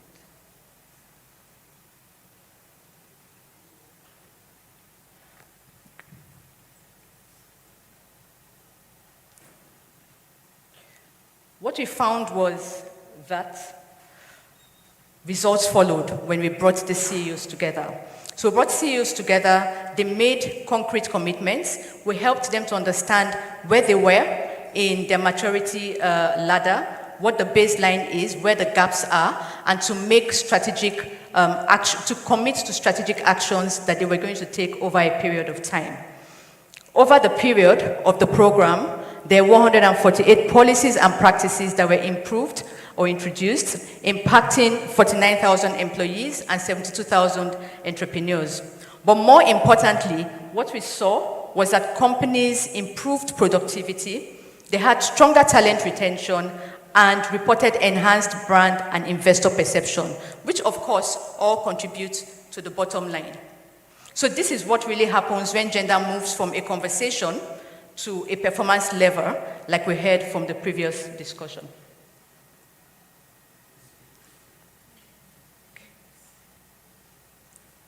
I'm learning the tech. Please stay with me.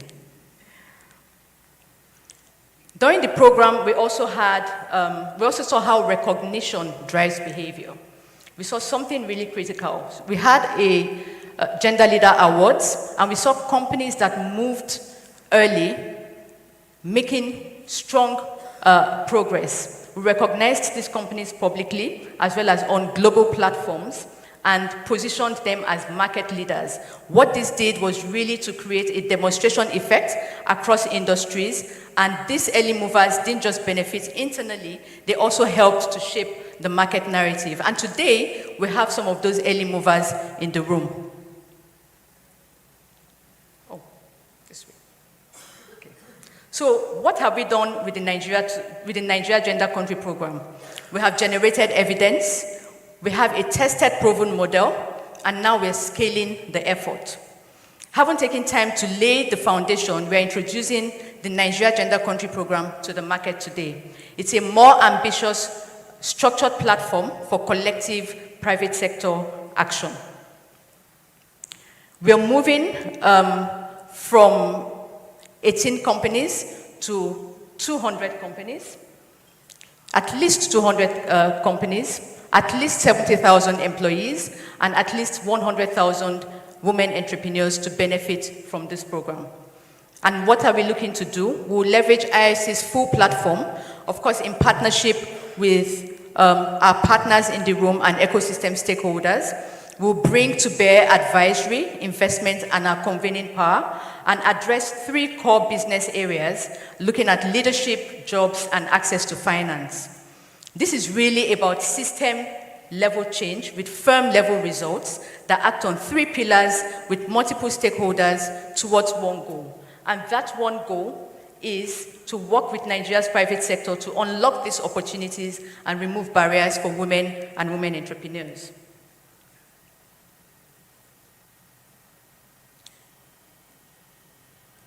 So where do you come in? The program is deliberately practical and works across the invisible and visible barriers that we identified earlier. It focuses on 6 work streams and interventions that look at women in leadership. Dr. Johnson and Mrs. Adeshola talked about board preparation for women. This intervention is one of the areas where we will deliver action to make that happen. Inclusive supply chains, unlocking procurement opportunities for women SMEs.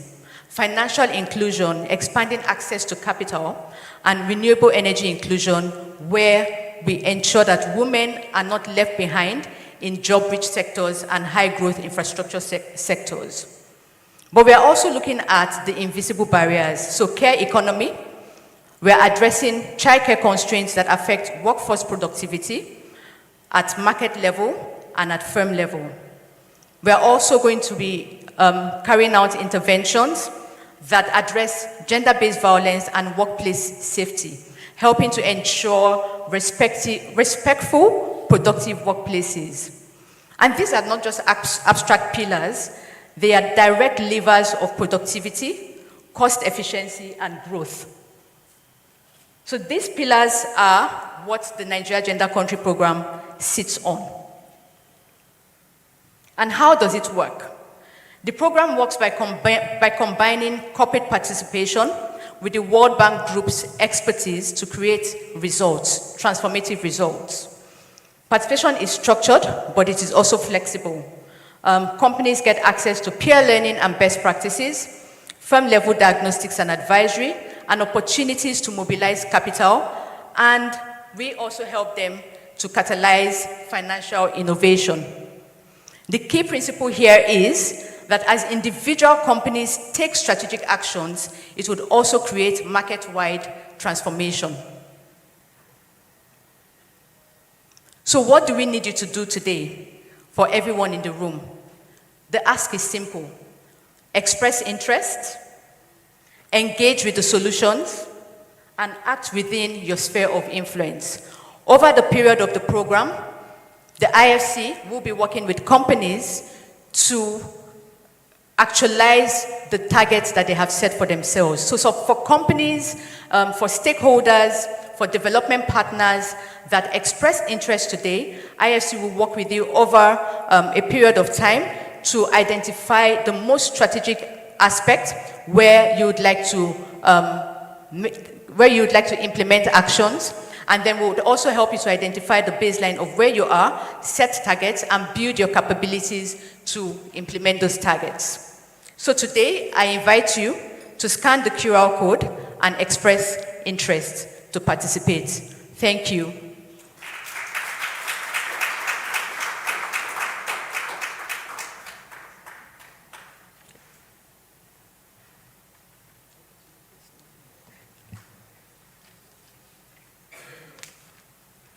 She spoke with so much passion, and I think you please give her another round of applause.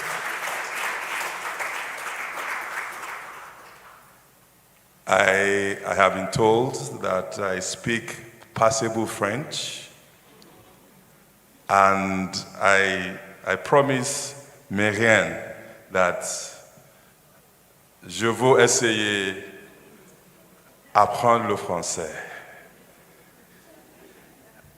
And Olivier is looking at me thinking, what is this guy doing? Wow. So we have spoken, they have spoken, and we have the opportunity to register. This is a World Bank IFC initiative, and the idea, basically, I see it, is for Nigeria and indeed Africa to actually work on both engines if it were to be a plane. Now that we understand the blueprint, I think it is only proper that we hear from our partners. I'd like to introduce and welcome the Group Managing Director and CEO, NGX, ably represented by the Group Chief Strategy Officer. With a resounding round of applause, please welcome Ms. Jumoke Olanio. I really don't know what you did, but they are not really applauding for you. Can we find out why? Thank you so very much.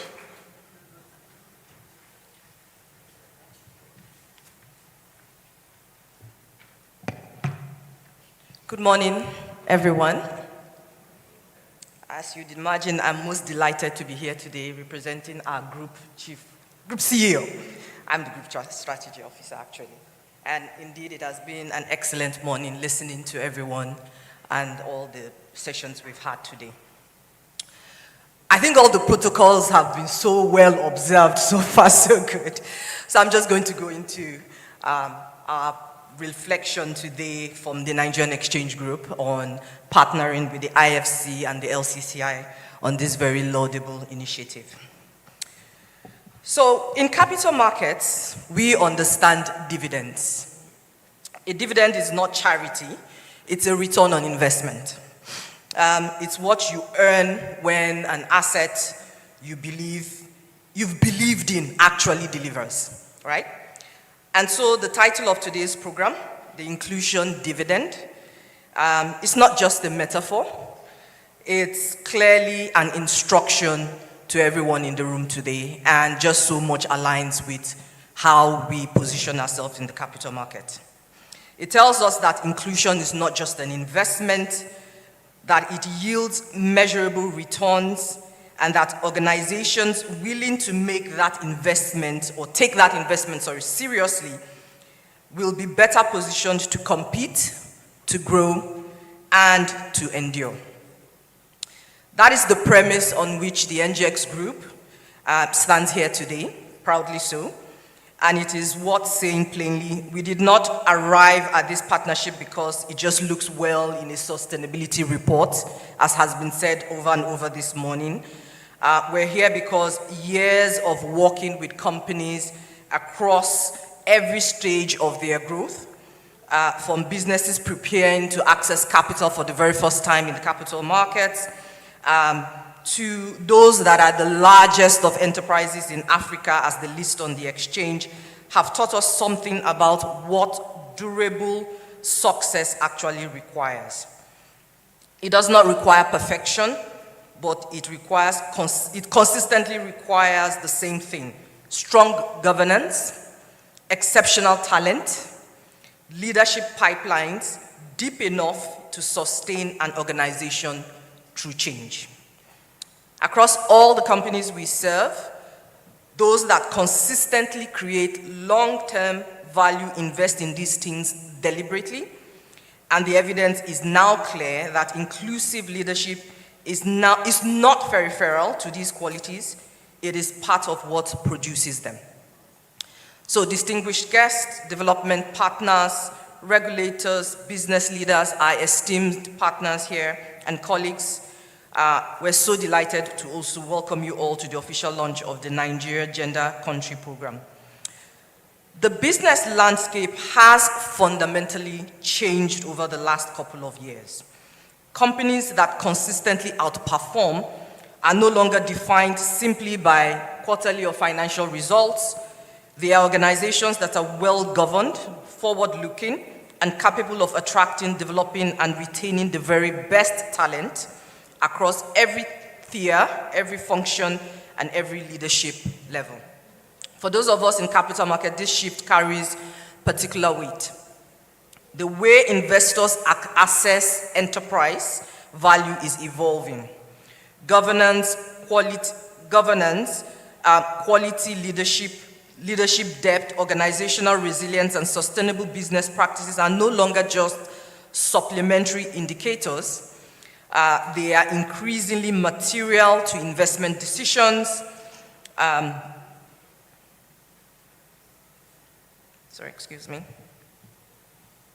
They are increasingly material to investment decisions and long-term market confidence. NGX Group, as a market infrastructure institution, sits at the intersection of where companies, investors, regulators, and capital providers meet. And so from that vantage point, we see this evolution clearly.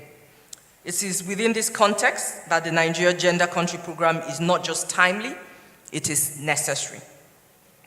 This program is not a standalone gender initiative, as has been presented, of course, but it is one that brings together the strength of a lot of partnership.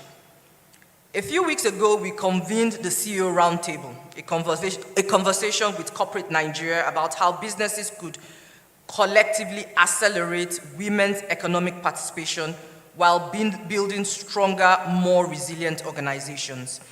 And to be honest about that, what we found in the room was very, very, very supportive and very enlightening. We expected engagement, we expected commitment, and we got it in the room then. Today, we move from that conversation to implementation, from shared commitment to measurable action, from ambition to delivery. So to every organization in this room, what this program ultimately asks of you is a strategic question, not an administrative one. It asks you to look honestly at your leadership pipeline, not just to who sits at the top, but at who is being developed for the top. So the organizations that engage seriously with this question will be better placed to attract investment, build institutional resilience, create sustainable value for their shareholders, employees, and communities. That is what Dividend is all about.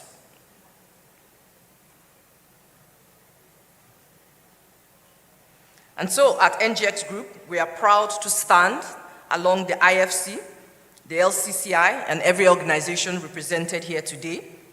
We remain committed to supporting companies on this journey and to fostering a capital market ecosystem that enables stronger, more inclusive, and more competitive Nigerian businesses.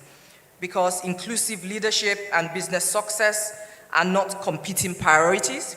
They are, the evidence consistently, as the evidence has consistently confirmed, mutually reinforcing drivers of sustainable growth. Thank you all, and we wish you a very productive and impactful launch. Thank you, everyone.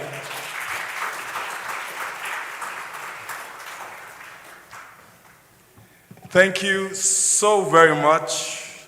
That is indeed a very enlightening one. And if I would just want to take out something from what she said, and I would paraphrase.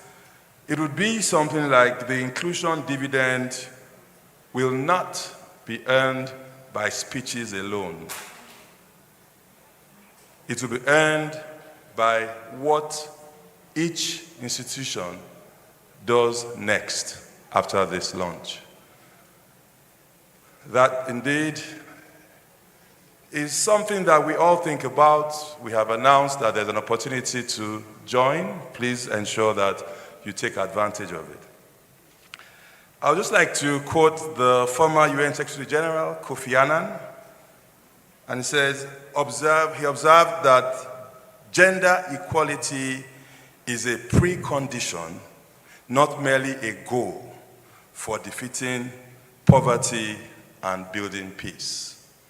So I ask again, if it is such a strategy, why are we treating it as a favor?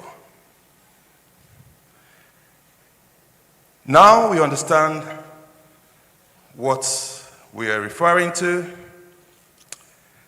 I would like to invite another partner, and you will agree with me that the passion with which she will speak just goes to show the reason for their partnership.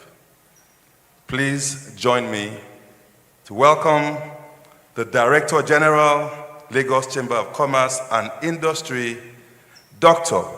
Chinyere Almona. Please encourage Dr. Almona. Keep clapping until she gets to the lectern, I beg of you. She had to take a detour before coming. He said, keep clapping now, keep clapping. Thank you. Good morning, everyone. Good morning, everyone. Good morning. That's better.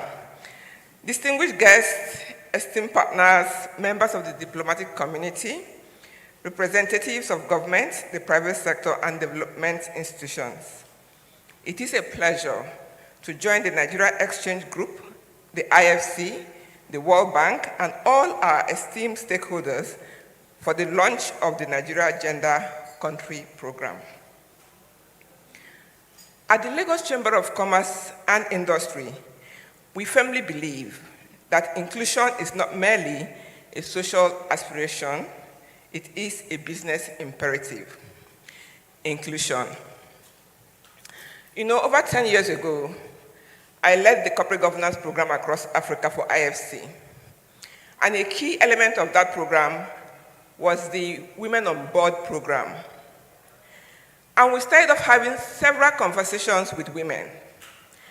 But we quickly realized that having this conversation with just women wouldn't take us anywhere. We had to have a conversation with the men.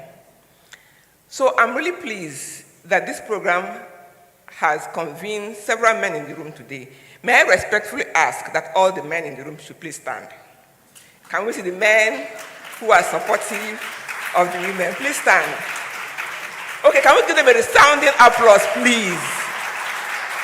Thank you for coming out today. Thank you for encouraging us. Thank you for supporting us. Thank you very much. You may be seated. Indeed, economies grow faster, businesses become more competitive, and markets become more resilient when every capable individual has the opportunity to contribute fully. Nigeria cannot achieve its full economic potential while underutilizing the talents, innovation, and entrepreneurial capacity of women. This is not simply a gender issue. It is a productivity, competitiveness, and national development issue. From the presentation by Mariam and Ada, the organized private sector has a critical role to play, and they describe three quick roles. One, as investors to drive allocation of capital. Two, as buyers and providers of goods and services. Three, as employers to create more and better opportunities. As businesses, we must move beyond conversations to measurable action. And for me, there are key ways that the organized private sector can work with this program. One is by creating workplaces where women can thrive, strengthening the leadership pipelines to include more women who are talented, who are gifted, and able to carry the pressure of work. 3 is expanding access to finance and markets for women-led enterprises. And the 4th one is embedding inclusive governance practices across our organizations. As the voice of the Nigerian private sector, LCCI is committed to supporting initiatives that improve the business environment and strengthen enterprise competitiveness. We see this program as an opportunity to equip companies with practical tools, measurable frameworks, and collaborative partnerships that translate inclusion into improved business performance. The business case is compelling. Organizations that enhance and embrace diversity and inclusive leadership are better positioned to attract talent, drive innovation, strengthen governance, and deliver sustainable long-term value to shareholders and society. Hence, today we'll talk about dividend. Today's launch, therefore, marks more than the unveiling of a program. It is an invitation to business leaders to take ownership, to review their policies, measure their progress, and commit to building organizations where opportunities are based on capability and potential. I commend the Nigerian Exchange Group, the IFC, and the World Bank, our partners, for their leadership and vision in bringing this important initiative to life. LCCI is proud to be a strategic partner in advocating and advancing this agenda. To the companies represented here today, my message is simple. Join. Please scan the QR code and join. Participate actively with the support of IFC and lead the agenda. Those who embrace inclusion today will be better positioned to compete, innovate, and grow tomorrow. Together, let us unlock Nigeria's next growth frontier by unlocking the full potential of our people. Thank you, and God bless the Federal Republic of Nigeria.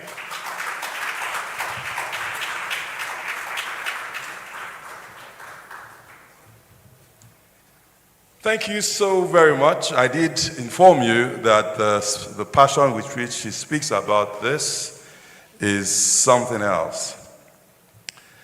Now, we are told that a society grows when leaders plant trees whose shade they know they will never get to sit in. May I adapt that and say that our country grows when men put up ladders that they know women will climb on. Please, I elicit a round of applause. I represent over 100 million men standing before you as the master of ceremony. And sometimes I can get jealous. Did you see the way they were applauding the ladies who came up here? Thank you. I've been wondering. Distinguished guests, ladies and gentlemen, we heard the talk about enabling environment. Now, speaking on enabling environments, it is only proper that we hear from the seats of government. Distinguished guests, ladies and gentlemen, our governor, Mr. Governor, Mr. Babajide Olushola Sanwo-Olu is a man, ably represented by no other than the Honorable Commissioner, Ministry of Commerce, Cooperatives, Trade and Investment, who happens to be a woman. Please welcome our dear own Folashade Bada Ambrose Medebe. Let's gauge the applause before you take the stand.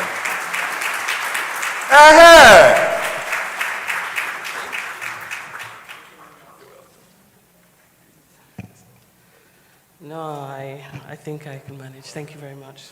Thank you. Really, really happy, to be here. Good morning, everyone. More so that I see so many familiar faces, and that's a huge, huge delight. And more so again, because this is also bringing back some memories. I remember when in my role then in the private sector, I remember working with Isadori here. She's one of the key leaders I remembered working with when we launched the Nigeria to Equal as one of your strategic partners. So I'm really delighted that things are progressing. And I really was also delighted listening to the formidable panel that you had when I walked in. And I just have to repeat some of those quotes because they're really, I wanted to really reverberate. We cannot clap with one hand. I love that. We cannot clap with one hand. Each one lift one. I'll say, each one lift infinity. I really loved about the measurable inclusion goals. Why am I, giving my own little opening before I deliver Mr. Governor's speech? Obviously, I've been there, done that, got the t-shirt as a mum, as a woman who's worked in the corporate sector around the world for many, many years, and understanding when, you look at those figures that I've quoted, I think it's the UN that mentioned it takes 300, or going to take 300 distant years to close the gap. It's important that collectively we all sort of take some action and accelerate things. And obviously, I loved when I think Gloria was given the quick fire chat, and you can see that women really think very fast on their feet. So let me go straight to Mr. Governor's speech, because we can also, I could go on and on. I would like to acknowledge the Honorable Minister, Federal Ministry of Women Affairs and Social Development, the Federal Republic of Nigeria, Honorable Iman Suleiman Ibrahim, the Group Chairman, Nigeria Exchange Group, NGX, Alhaji Dr. Umaru Kwaranga, who again, I remember as back in those days, I don't see him, but I think I see some of his representatives. The Division Director, Nigeria and Central Africa International Finance Corporation, IFC, Mr. Olivier Buyoye. The Group Managing Director, CEO, Nigeria Exchange Group, Mr. Yemi Popola. The Ambassador of Italy to Nigeria, His Excellency, Mr. Stefano Delio. Ambassador of Italy, the Mr. Matthew Verghese, the World Bank Divisional Director, Nigeria, the Director General, Lagos Chamber of Commerce and Sister, Dr. Chinyere Amona, Chairman EcoBank, Mrs. Bola Adeshola, Dr. Omobola Johnson, first and foremost, Minister of Communication and Technology, Tilecom Capital Limited, Liability and Partnership, Dr. Glory Adozien, Founder, Accent Club, Regional Gender Lead, International Finance, Miss Miriam Niang, Miss Adori Udechukwu, Program Lead, International Finance Corporation, West Africa and Central Africa.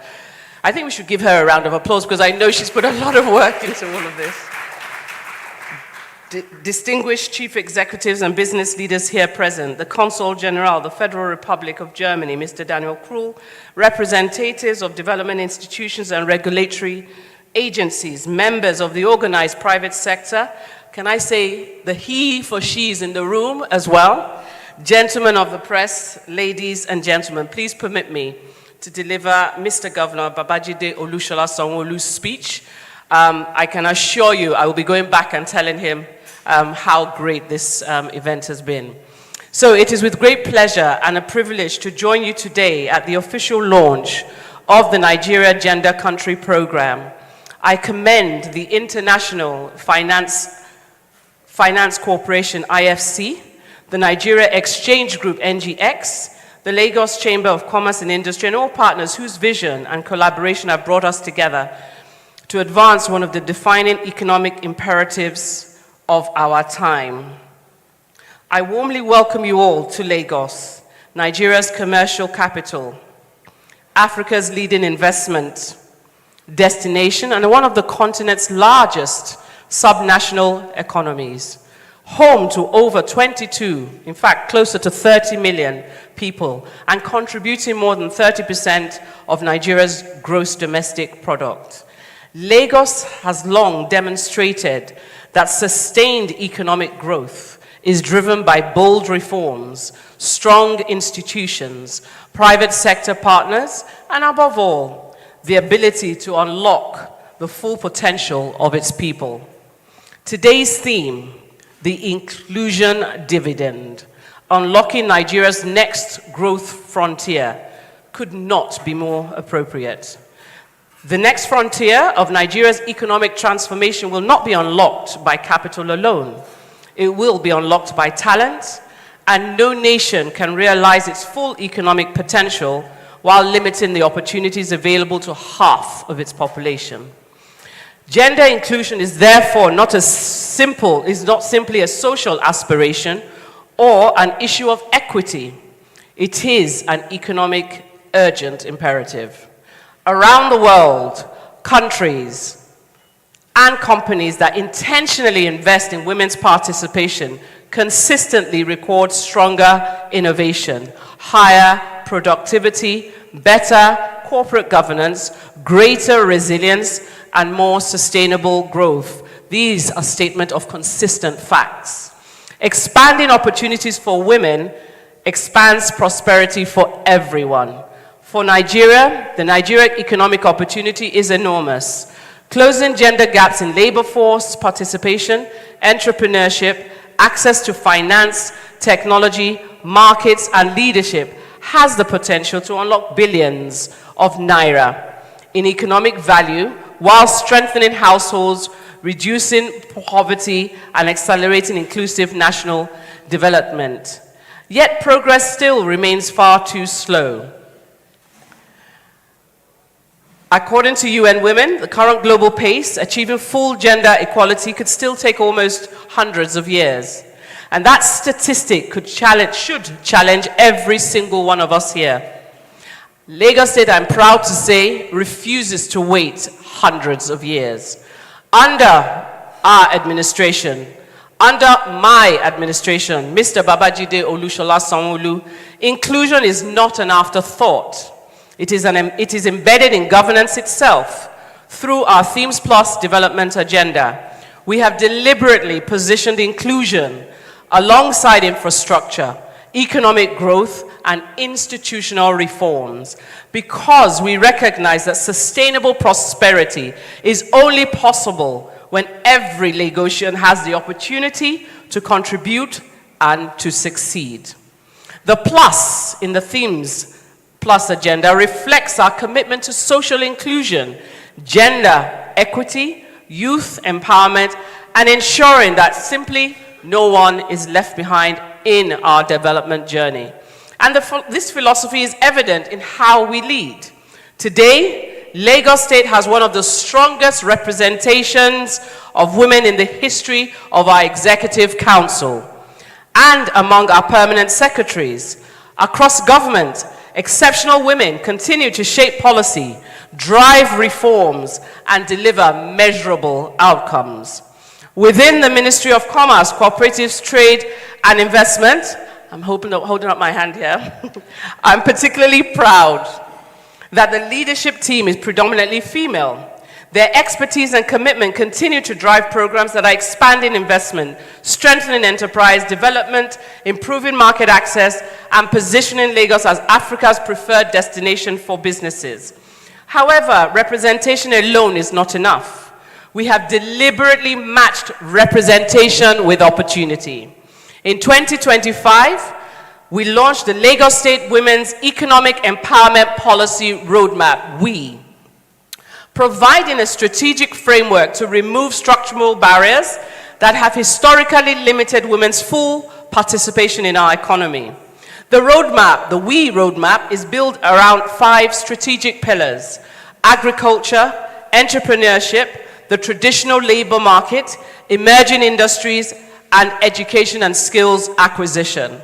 Together, these pillars provide a comprehensive pathway for equipping women to compete, to lead and prosper in an increasingly digital and globally connected economy.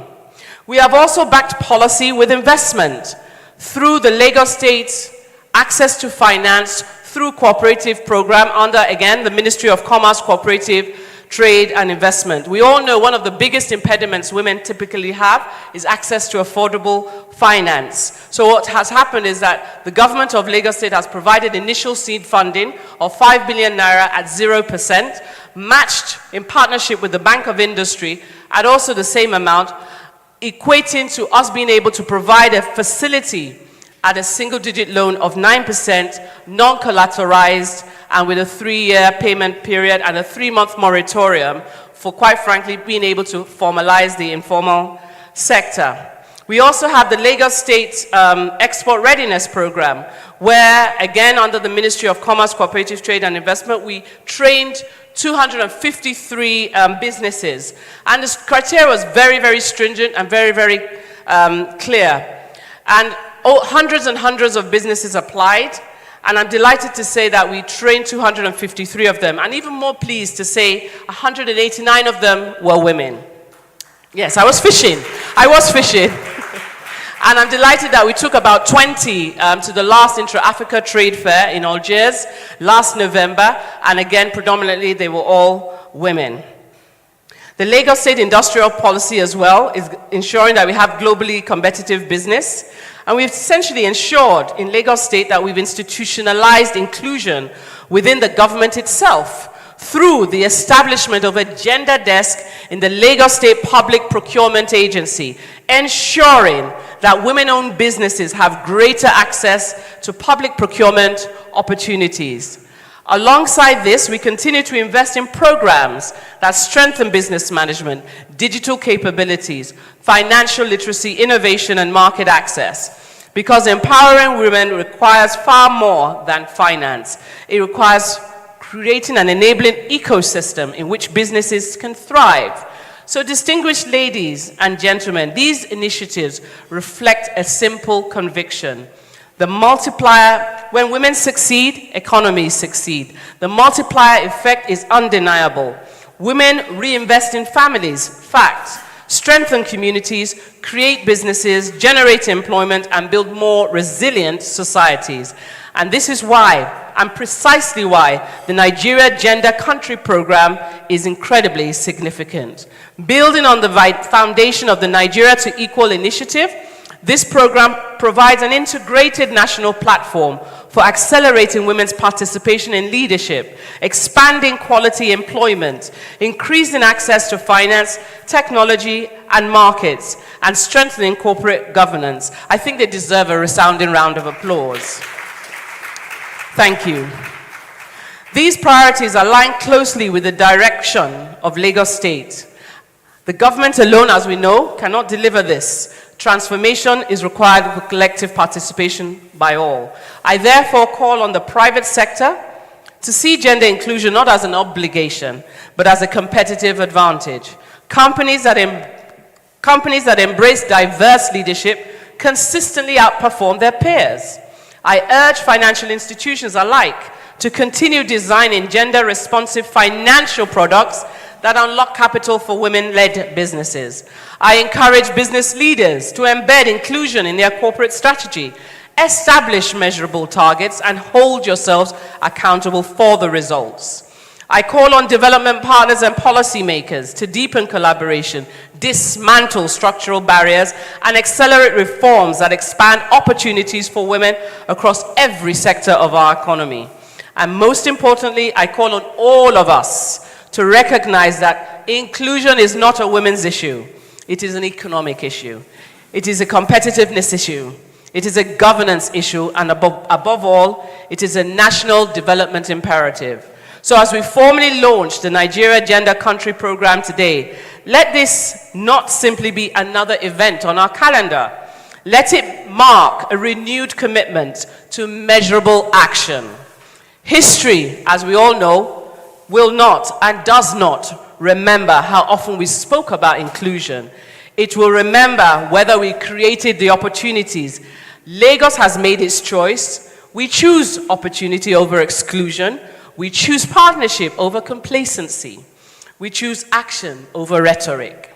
And we choose to build an economy where every woman, every entrepreneur, and every young person can contribute fully to a shared prosperity. If the world says gender equality may take another 300 years, then let Lagos and indeed Nigeria be the example that proves progress can happen within our generation. Our generation together, let us unlock the inclusion dividend and build a stronger, more prosperous, and more inclusive Nigeria. I say thank you, and may God bless Lagos State and the Federal Republic of Nigeria. Igbega, Ìpínlẹ̀ Èkó, Àjùmọ̀ṣe.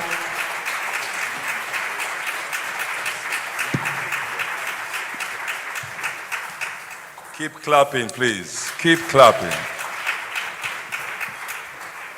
Thank you so very much. Good policy creates the runway, but private sector action must make inclusion take off.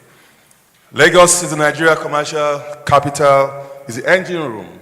And an engine room runs well when every cylinder is firing. And today, government confirms it is firing on all cylinders for inclusion. Another round of applause for her, please. Now, ladies and gentlemen, the moment this entire morning has been building towards. Can I get drum rolls, please? Yes. Bring up the energy. It is now time for us to do the formal unveiling of the NGCP, and it is time for me to invite respectfully the representative of the Honorable Minister of Women Affairs, Ms. Aissatou Dijili, to please join them as I call on our able representatives as well. Olivier, you're welcome. Please join us on stage. It is time for you to join. Martin as well, you're here. Please join us. It is the moment we all have been waiting for. Can I also call on Christian Mula to please join us? Mr. Olufemi Shobanjo, please join us. Miss Jumoke Olaniyan, and of course, Dr. Chinyere Almona. It is now time for the launch. The energy, Mrs. the energy. Frada Chukwogo, if I miss you out, please join us. Yes. I will, of course, now hand over to the governor, ably represented. Then.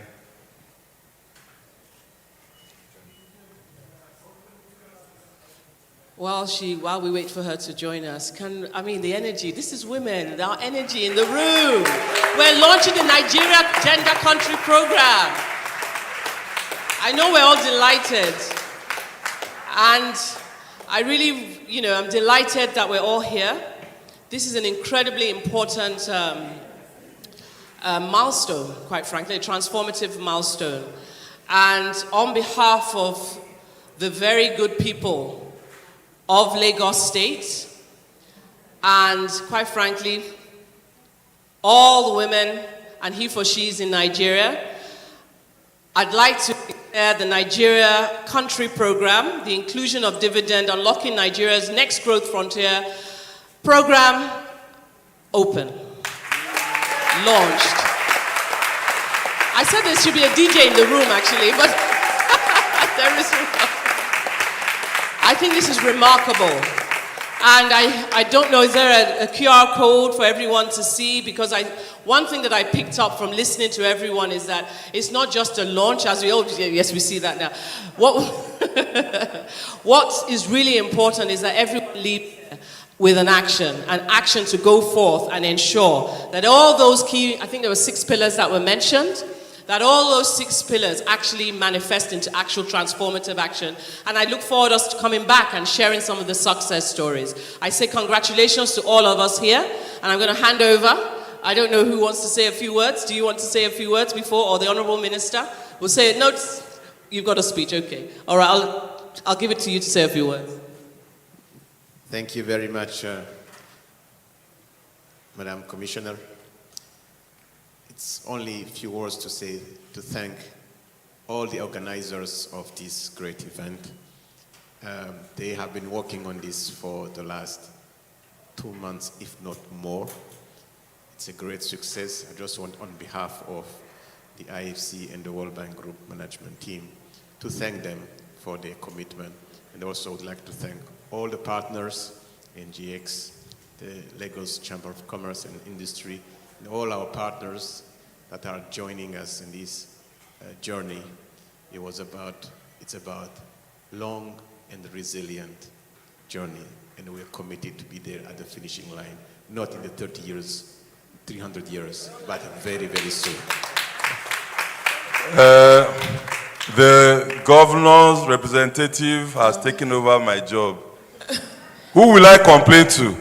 You can complain to God. Go to court. May I just ask Ada and Miriam to please join the photo? Please. I have an order of photography. If you please, we will get to them. Yes, please.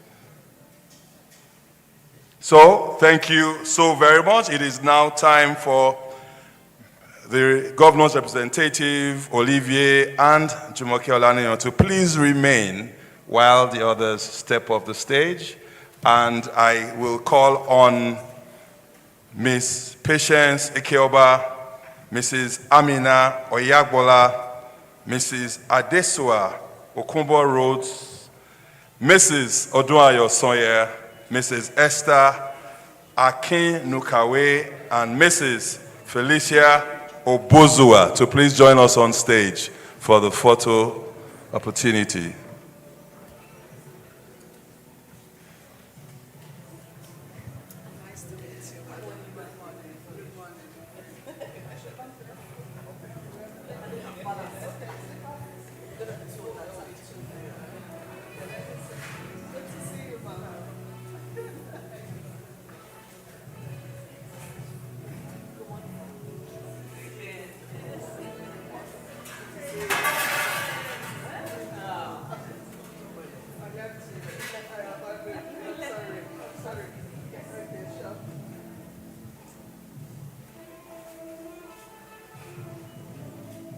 So after this, we will have Mrs. Folashade Ambrose, Bada Ambrose Medebe, please remain. Olivier Buyoya, remain.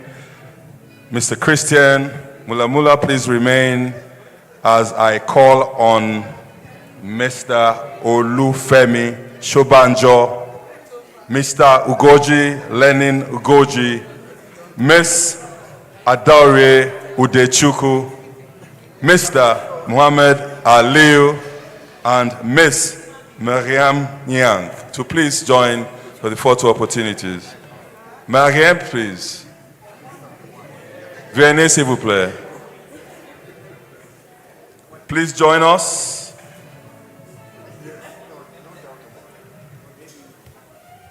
So we'll be having on this next group, Mrs. Folashade Bada Ambrose Medebem, Mr. Olivier Buyoya, Mr. Christian Mulamula, Mr. Olufemi Shobanjo, Mr. Ugoji Lenin Ugoji, Miss Adaure Udechukwu, Mr. Muhammad Aliu, and Miss Marianne Nyang.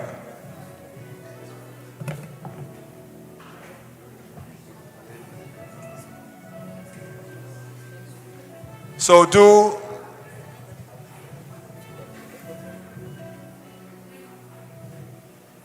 can I have a list of the companies who have already signed up? We have Access, A4S, Prado Power, TGI, MTN, Tron, Mekio Industries, PwC, Arua Capital Management, Previda, Sterling, Denton's, Lagos Free Zone, Zenith, Open Access, ACAS Law, Denton's, Haven Hill, Star Times Solar, She Ventures, FCMB, Daway Coast. They have all signed up. Haven Hill, I can see that. Prado Power, PwC, all these companies have already joined and they're waiting for your various companies to join them as well. So as we begin to round off, we'll take the last set of photographs so we can move on to the signature panel. But remember, a launch is not a finish line. A launch is a public promise.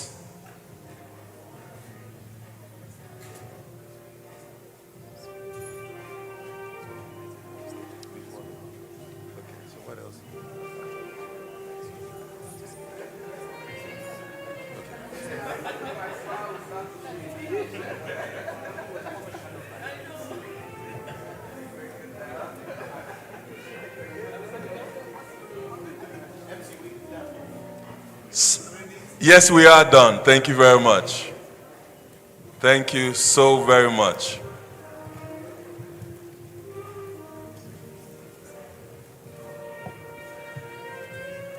Please welcome them back to your fold with a resounding round of applause. Thank you, thank you, thank you. While taking the photographs, we did invite someone to join them. We have not officially introduced her. Without further ado, I'd like to recognize in our midst the Honorable Minister of Women Affairs, ably represented by Miss Aishatu Dijili. Please come up for your address, please. Please encourage her with a round of applause. She's representing the Minister for Women Affairs. The Honorable Minister for Women Affairs.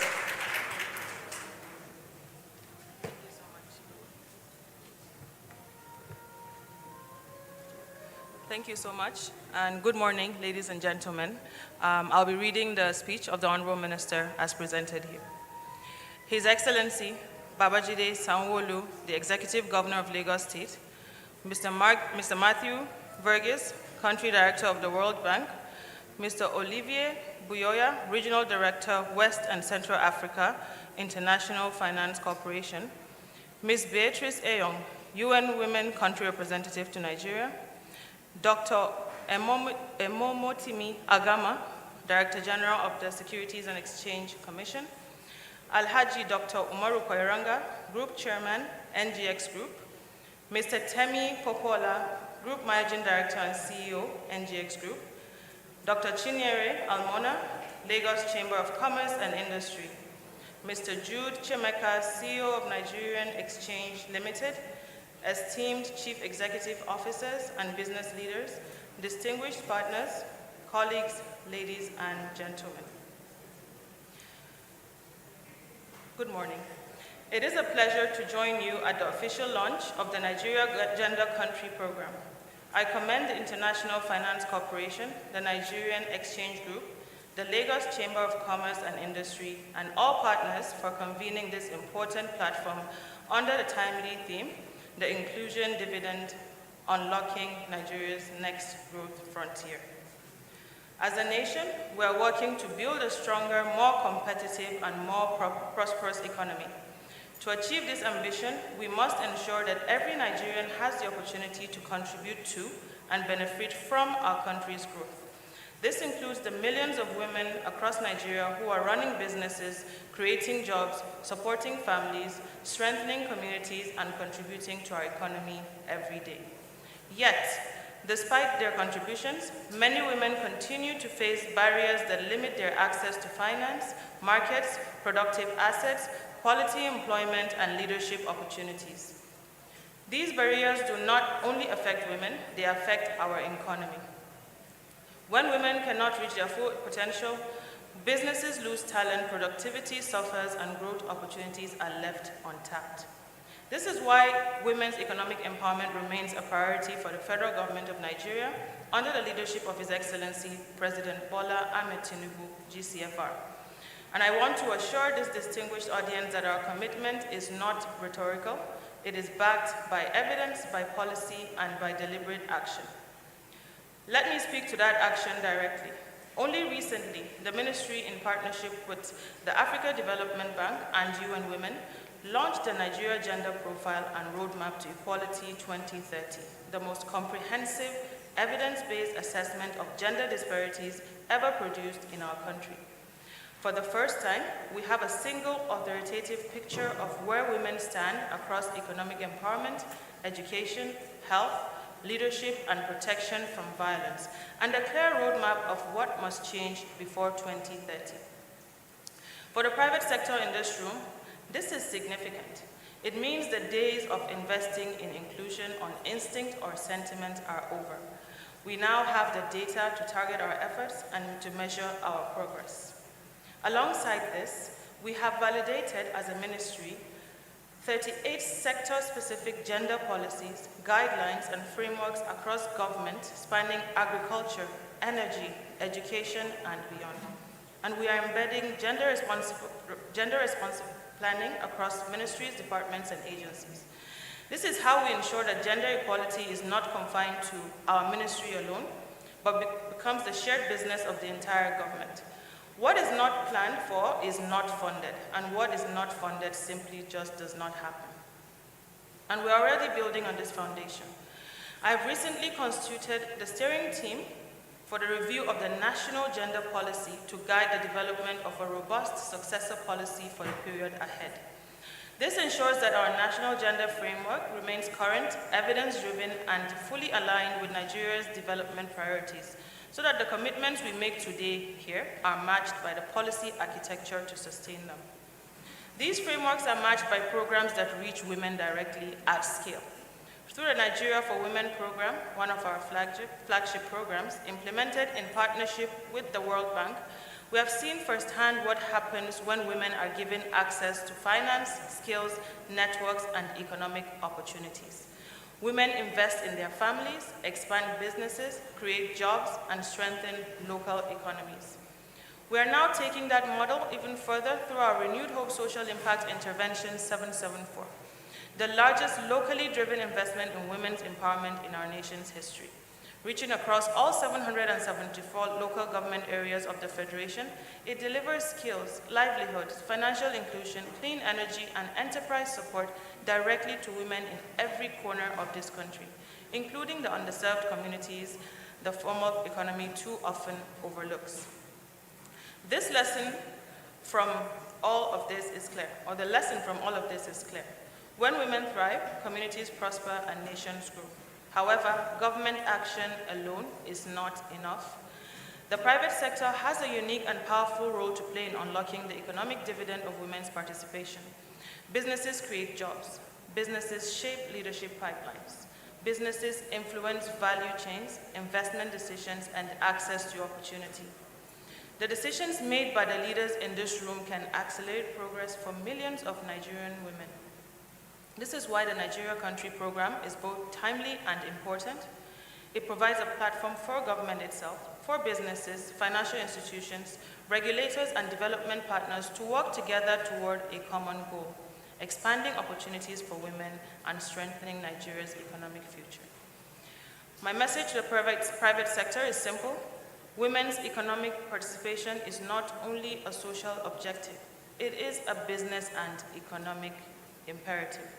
Companies that invest in women are investing in talent, innovation, productivity, and long-term growth. I therefore encourage business leaders to set ambitious and measurable goals for inclusion, to invest in women across their workforce and value chains, and to create clear pathways for women to grow as employees, entrepreneurs, and leaders. I also encourage stronger partnerships across sectors because sustainable progress requires collective action. And I invite you to build on the evidence and the frameworks we have put in place. The government has laid the foundation, and now together we must build on it. Ladies and gentlemen, Nigeria cannot achieve its full economic potential while leaving so much on the sidelines. If we're serious about creating jobs, reducing poverty, strengthening competitiveness, and accelerating growth, women, who make up over 50% of our population, must be at the center of that agenda. The launch of the Nigeria Gender Country Program represents an important step in that direction. It signals a shared commitment to move from intention to action and from action to measurable impact. I must use this opportunity to commend the International Finance Corporation and its partners, the Nigerian Exchange Group, the Lagos Chamber of Commerce and Industry, and the Nigerian business community for their leadership in bringing this initiative to life.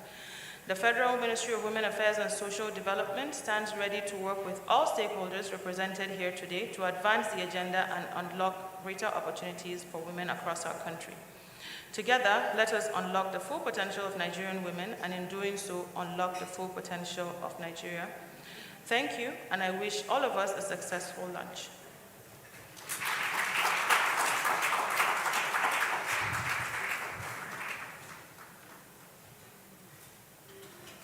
The representative of the Honorable Minister of Women Affairs, Ms. Aishatu Dijili. Thank you very much. Thank you so very much. It is now time, with the program now formally unveiled. Let's hear from those who will actually roll up their sleeves to do the work. It is now time for us to have the signature panel. What have we learned about unlocking economic opportunities for women? Please welcome, of the World Bank, Dr. Yetunde Fatogun, the moderator for this session. And I please implore you to keep clapping until she gets to the lectern. Expand opportunities for women, expand opportunities for everyone.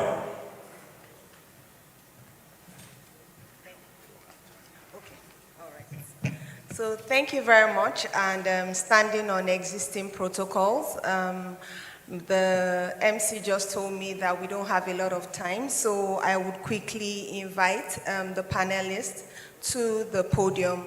But before I do that, I would like to thank the Honorable Minister and particularly her representative. I think as someone that works on the Nigeria for Women program, it will be good for us to also see what the government is doing on a large scale and how the private sector can also support Nigerian women in terms of access to markets, finance, and also address other barriers that women face. So my name is Yetunde Fatogun. I'm a social development specialist with the World Bank based in Abuja, but most of the time you find me traveling across Nigeria. Without further ado, I would like to call on the voices that are actually doing the implementation. So we've heard a lot about the whys, why we need to invest in women, why it's important for us to move the needle. We can't wait for 300 years. We can't clap with one hand. So we would like to hear from private sector voices, practitioners, people that are working with women on what we've learned about unlocking economic opportunities for women in Nigeria. Without any hierarchy, I'll just call the names as they appear on the agenda. So I have Ms. Temi Dale. She's the Group Executive, Human Capital and Corporate Services. Please give her a round of applause.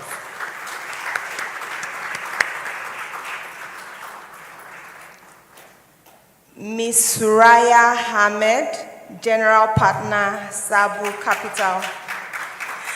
Even as a Nigerian, I hope I'm pronouncing these names correctly. I have Ms. Adesua Ladoja, MD CEO, Lagos Free Trade Zone Company. And the only man in the panel that is also representing the 100 million voices of men in productivity to every organization he's been a part of, and from AUM is in asset management days to reputable deals in his advisory role. So I'm sure you'll have a lot of things to share with us today. For Ms. Adesua, Adesua Ladoja is a seasoned infrastructure development expert who was pivotal to the Lekki Deep Sea Port project from financial close in 2020 to construction completion in 2022 and commercial operation in 2023. In 2024, she was appointed as the MD CEO of the Lagos Free Trade Zone. Please clap for her. For Ms. Suraya Ahmed, she's the managing partner of Sabo Capital, and which provides funding and technical support to high-growth SMEs in West and Central Africa with a gender lens.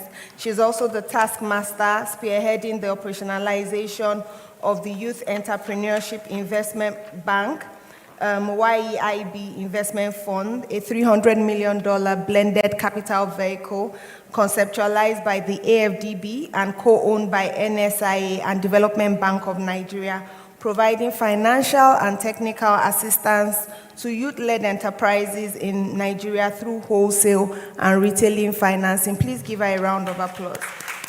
Last but not the least is Temi Dale. She's an accomplished professional with over 20 years' experience in strategic leadership, corporate governance, talent management, and organization transformation. She was the pioneer group executive of Human Capital and Corporate Services at Sterling Financial Holdings, where she led the bank transition to a holding company. Her visionary leadership has resulted in operational excellence, sustainable growth, and high-performance culture. Please give her a round of applause. So thank you very much, and we can see that from the bios of all the panelists here, we have a very experienced panel here where we're going to be discussing what private sector leaders have learned from efforts to advance women economic empowerment. And as I mentioned earlier, this conversation is really focused on implementation. We're not asking about the whys. We are talking about how private sector can join, engage, and act. So without further ado, we've heard a lot from a lot of people today. I would like to start the conversation around one central question, and thank you very much once again for joining us today. I will take it by asking all of us one by one this question. So based on your experience, your expertise, implementation working in the private sector, particularly with women, what have we learned about unlocking economic opportunities for women? What has been the most difficult than expected, and where do the greatest opportunities for progress still exist? Starting from you, ma'am. Thank you. Good afternoon, everyone. Thank you so much for having us today, and permit me to stand on existing protocol as well. Thank you so much for having us, IFC. I loved the idea that this panel was about sharing experiences, because I think there is a unique experience for each and every one of us, and where we're coming from. I would like to steal Dr. Johnson, she's not in the room, but I would like to steal her analogy of using the cylinders, so the 8 cylinders. I don't know if you heard that in the room. And she mentioned how by just firing 4 out of 8 cylinders, we're leaving the other 4 behind. So let me paint a little bit of a picture there. So imagine the other 4 that we've left behind are colored differently. What I see is 2 cylinders that are colored like the first 2 could be fired, and the other 2 could be left behind because they're colored differently. So I would love to talk about adaptive inclusion. And the reason why I think there's an opportunity in adaptive inclusion is because when you look around you in Nigeria, we speak significantly about how 50% of the population is excluded. But when we're designing gender programs, we need to ask ourselves whether we're designing it for the whole of the other 50%, or there's going to be another 25% that would further be excluded due to the peculiarity of their situations, cultural restraints, or certain constraints that they have that are not present in other places. As a business person, I have experienced some of these constraints myself. I didn't understand what venture capital was when I started my company, and I see a lot of women coming out of where I'm coming from that are experiencing similar challenges. So I think there is massive opportunity in designing programs that are adaptive to peculiar circumstances, but also programs that recognize the depth of cultural differences that we have around the country, and ensuring that these programs speak to inclusion all around across the country. So that's kind of where I see the opportunity. And it is why we chose to do what we're doing as Cebu Capital. So we invest outside of primary regions. For example, we do not invest in companies that are based in Lagos State because we believe they're able to receive the other 85% of the funding that comes into the country. So we focus on expanding opportunities across secondary cities, specifically outside of Lagos. And what we see is that there are great entrepreneurs, especially women, that would love to expand their businesses across the region, across the continent. They just don't know how. So the level of technical assistance required to support this woman to get to bankability and then to even be able to bank them is really a lot of work that you might not have to put if you're supporting women in Lagos State. So I think definitely adaptive inclusion, there's a great deal of opportunity to improve economic inclusion and growth when we look at designing programs around adaptive inclusion. Thank you. Thank you very much.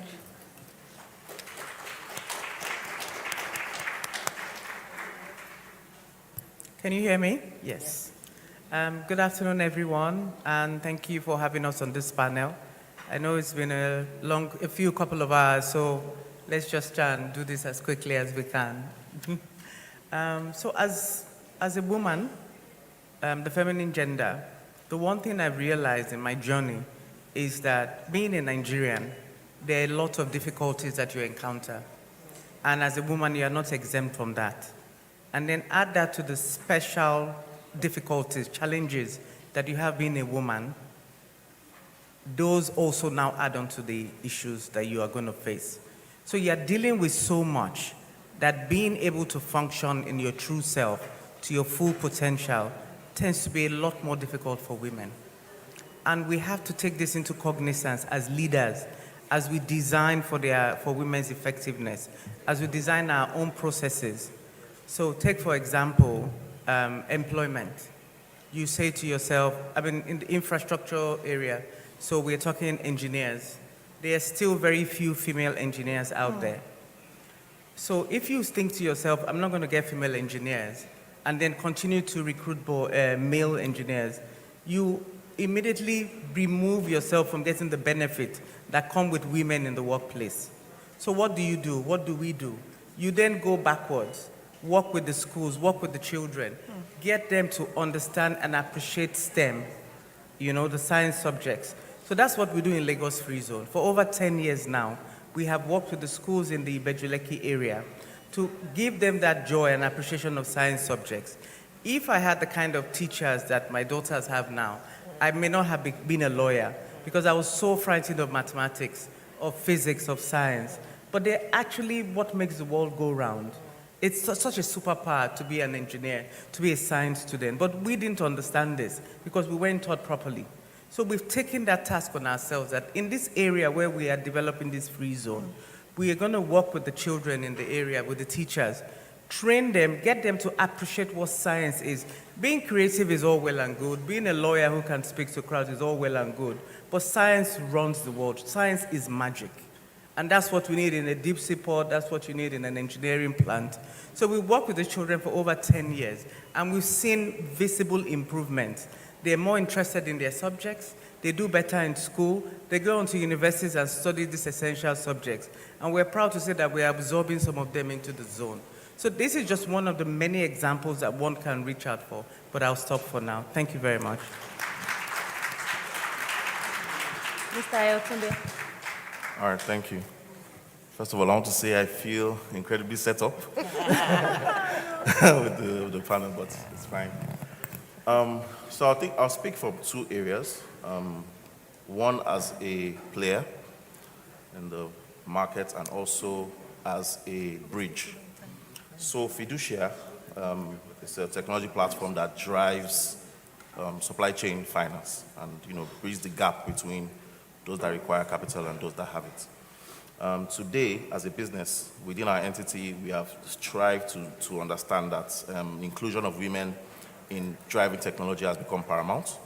I would say 20 years ago, this sector seemed very male-dominated, right? You see many men going to technology or fintechs, and you don't see a lot of women playing in this space. But I think the market has become intentional about this, and that has greatly improved. At Fiducia, for example, we are very intentional about how, from the board level to management level to even within the staff, how we are properly aligned with this inclusion. Now, as a bridge, today we've facilitated over ₦1 trillion in finance to SMEs that have supply chain challenges.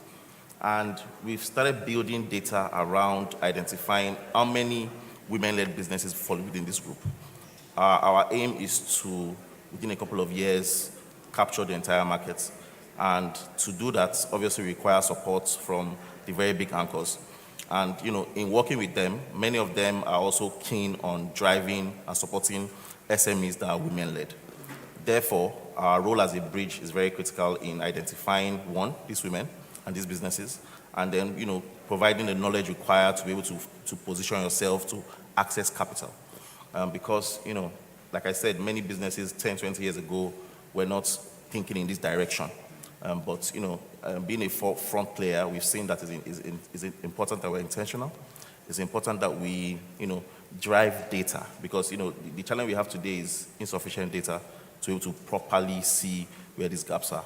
So, as a fintech, I think the role we are playing is leveraging data to be able to position these women and women-led businesses to access capital from the market.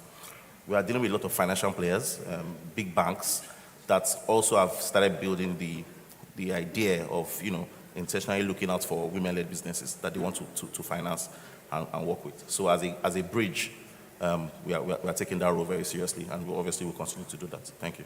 Just to quickly cut in, if you don't mind, I've been informed that we have lunch after this, and they're actually watching out to see how well we listen and we applaud before we know who we will serve.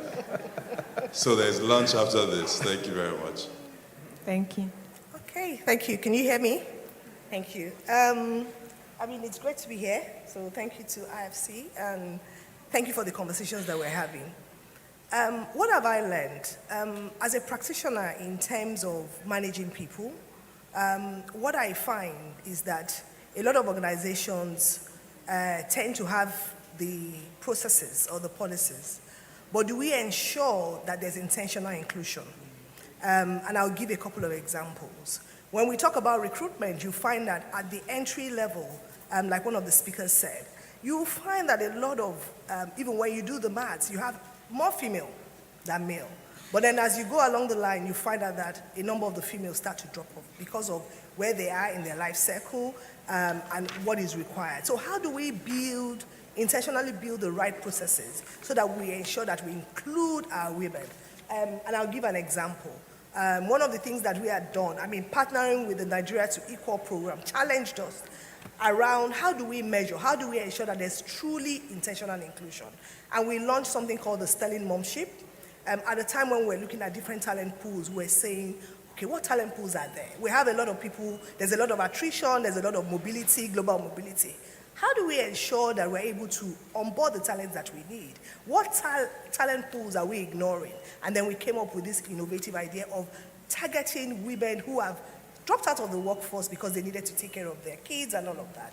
Knowing that we had the family-friendly policies, we had the flexibility, we had the platforms to ensure that they could work if they needed to work remotely or work in an hybrid setting. I think we're on the third quad, and I can assure you that the talent pool is amazing. incredible talent that is out there, but there are restrictions, there are biases that are keeping them at home. That is an example. We launched a development program for leadership and middle management. And we were not holding back. We did it specifically for women. We targeted our women and were able to build the competencies, we were able to build the capabilities that they needed. And so I can tell you that 90% of those women today have taken on increased portfolios. They're able to take on increased responsibilities. The third thing is the work environment. How do we ensure that the environment is enabling? How do we take care of microaggressions? How do we take care of harassment? How do we ensure that our women feel safe, they feel respected, they feel valued, and they're able to operate at their best potential?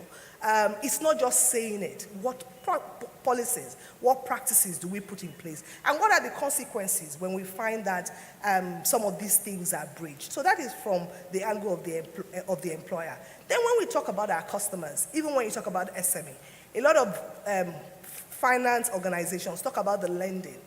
But the women don't only need the lending. The female-led enterprises, they don't only need the lending. They need structure, they need knowledge, they need the networks, they need mentorship. How do we create that ecosystem so that even when we lend to them, we give them all of the other support that they need to ensure that they can really grow their business and there's sustainable growth? For me, when we do these things, what I've seen and what I've learned is that women thrive, companies grow, and of course, we impact the nation at large. Thank you. Thank you very much, Adis. Thank you very much, Tammy. You actually covered the two questions that I wanted to ask. You talked about workplace safety. You talked about childcare and care responsibilities. Maybe you could just give us one example in 1 minute of how you've been able to support workplace safety and gender-based violence in the workplace. Thank 1 you. minute, please. Thank you. One of the things that we've done repeatedly as part of our culture drive is to create an awareness of the challenges that women face in the workplace. So whether it's microaggressions, we come from a culture where a lot of nuances we take it for granted. There's a lot of body shaming, there's a lot of uncomfortable jokes. How do we ensure that people are educated, both the female and the male, and they know that these things are not acceptable? And then when these things do happen, it doesn't matter at whatever level. What are we doing and how are we projecting this and what message are we passing on to the environment? Have we created an environment where women feel safe enough to come and talk about these issues? Whether it's your whistleblowing channels, whether it's ensuring that there's accessibility to leadership, and whether it's ensuring that people are educated and people are aware of what is the right thing to do and how to project themselves in the workplace. Another thing I would like to chip in, sorry. It's one thing about creating the workplace, a safe workplace. Even in creating opportunities, you find, and these biases, even for women leaders. So when it comes to promotions, when it comes to stretch assignments, when women go off to have their babies, does this impact their growth? Why do we think that if I have a stretch assignment outside Lagos, I'm not considering the woman, I'm considering the man? Why am I not giving her that opportunity for her to take on that challenge? You know, these are the things that you do to sort of create that enabling and sort of safe work environment. Thank you. Thank you very much. Please clap for her. Thank you. So my next question is to Ayotunde. You've talked about bridging, the bridging role that your organization possesses. But if you could place one bet over the next 5 years to accelerate women economic participation, would you invest in leadership, better jobs, access to finance, or market access? I think maybe I'm a bit biased because of the role we play. I think access to finance is at the bedrock of, I think, every critical thing we are discussing today. Many women-led businesses are, challenged with accessing capital, right? Unfortunately, this challenge even cuts across both genders, but it seems more predominant with women because, the institutions that are running or providing the liquidity are most often also run by men. So you see that it now starts to create some kind of gap, right? So to bridge the gap, I think what we have tried to do is, like I said earlier, leverage data and also partnerships. Institutions like Smidan are taking things like this very seriously as well. And partnering with them, we're able to, first of all, strip out the data and see where are these businesses and how do we get to them directly. There's also a culture thing that we try to preach as a bridge, being that Over the years, we've seen the data that women-led businesses are often better with handling capital, right, than some men-led businesses. So this shows that there's a untapped market that we can, invest in, and the intention is to continue to push that narrative so that many of these women and businesses are met at their point of need. Yeah. Thank you very much. So, Madam Adesua, in 1 minute, I know you talked about walking backwards. What is one experience or lesson that fundamentally changed how you think about women economic participation? So I was thinking of this earlier when Mrs. Bola Adeshola was around. When I became MD, it was announced at a panel like this. Okay. She was there, and a lot of other women leaders were there, people who I'd looked up to and never even had the chance to speak to.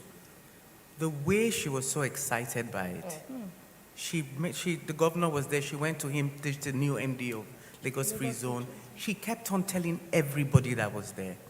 Now, I was very hesitant to take on the role at the time. I had just been told that my dad had prostate cancer, stage 4. So sorry. It happened the day before the announcement was made. So I wasn't myself. But she was so excited. She was so positive for me. And immediately she started telling me organizations I need to join, things I need to do. And I also have a friend, Viola. She was so excited. She gave me a plan that she had done for her MD. Things I have to do in 30 days, 60 days, 100 days, 2 years. It's interesting. I realized recently that I was following that plan subconsciously. And I had joined a lot of the organizations that Mrs. Bola Adeshola told me to join. I was inducted with the Chartered Institute of Directors recently. That network, that sisterhood is so important for women because you don't know everything, and you should not leave other women to experience what you have overcome. They should stand on your shoulders as they go ahead. And it's also very important to realize that there was a meme that used to circulate on social media. You see children, they're looking into a field, and they say equality. But you find that if you do that, they all will not be seeing the same thing. They all will not get the same benefit. Some of them have to be on a stool. Some of them have to be on a ledge. Some of them can stand on their own. Some of them need to stand on the back of someone.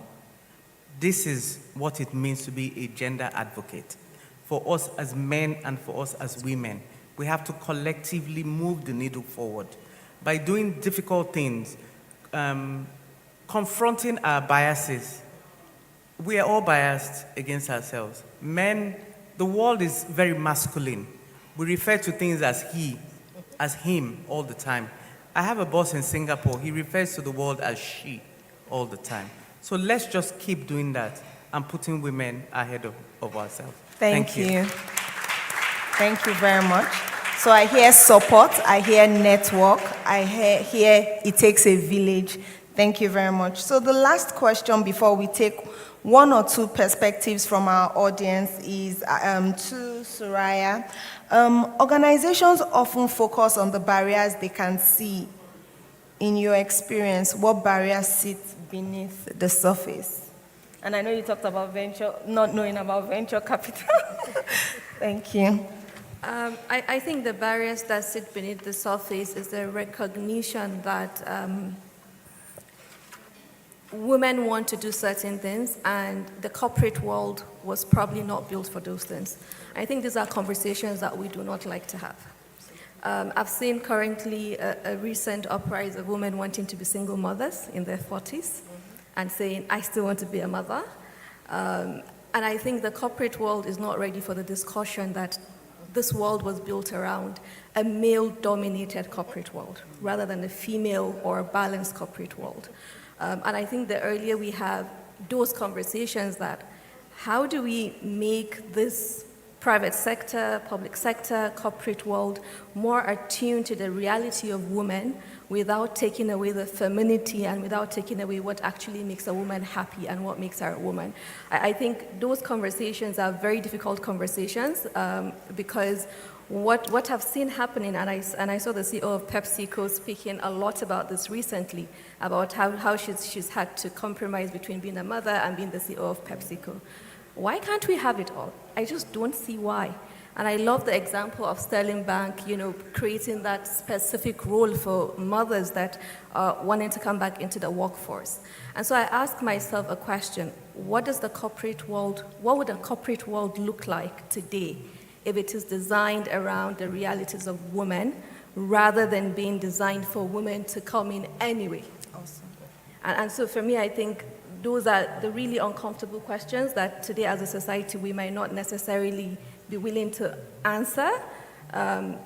What does it take to step up the ladder, the corporate ladder? What does it cost for women? How do we make sure that they're not paying that cost, but regardless, they're allowed to leverage those opportunities that are there for them?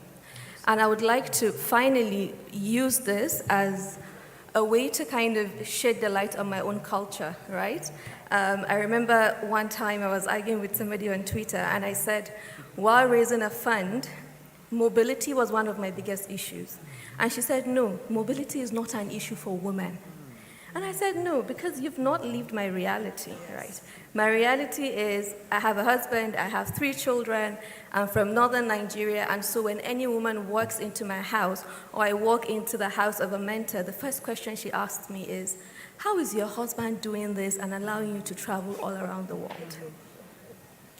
And that is my reality, and that is the reality of millions of women that I wouldn't say are culturally constrained, because we still love our culture, we still love our way of life.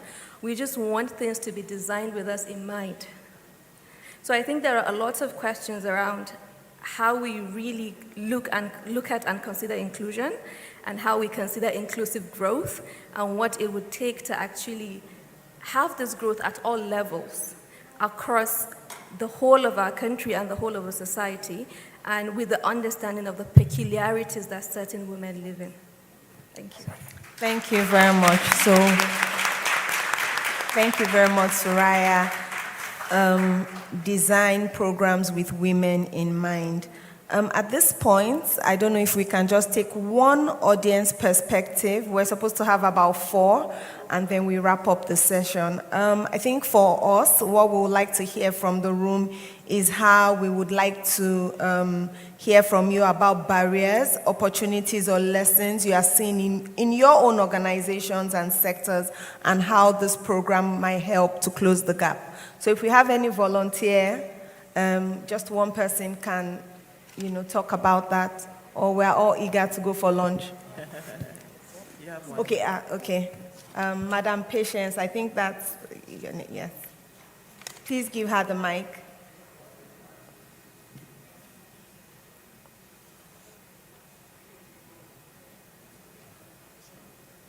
No, not at all. So thank you very much. It's a privilege to be here, and we're really delighted as UN Women to be here.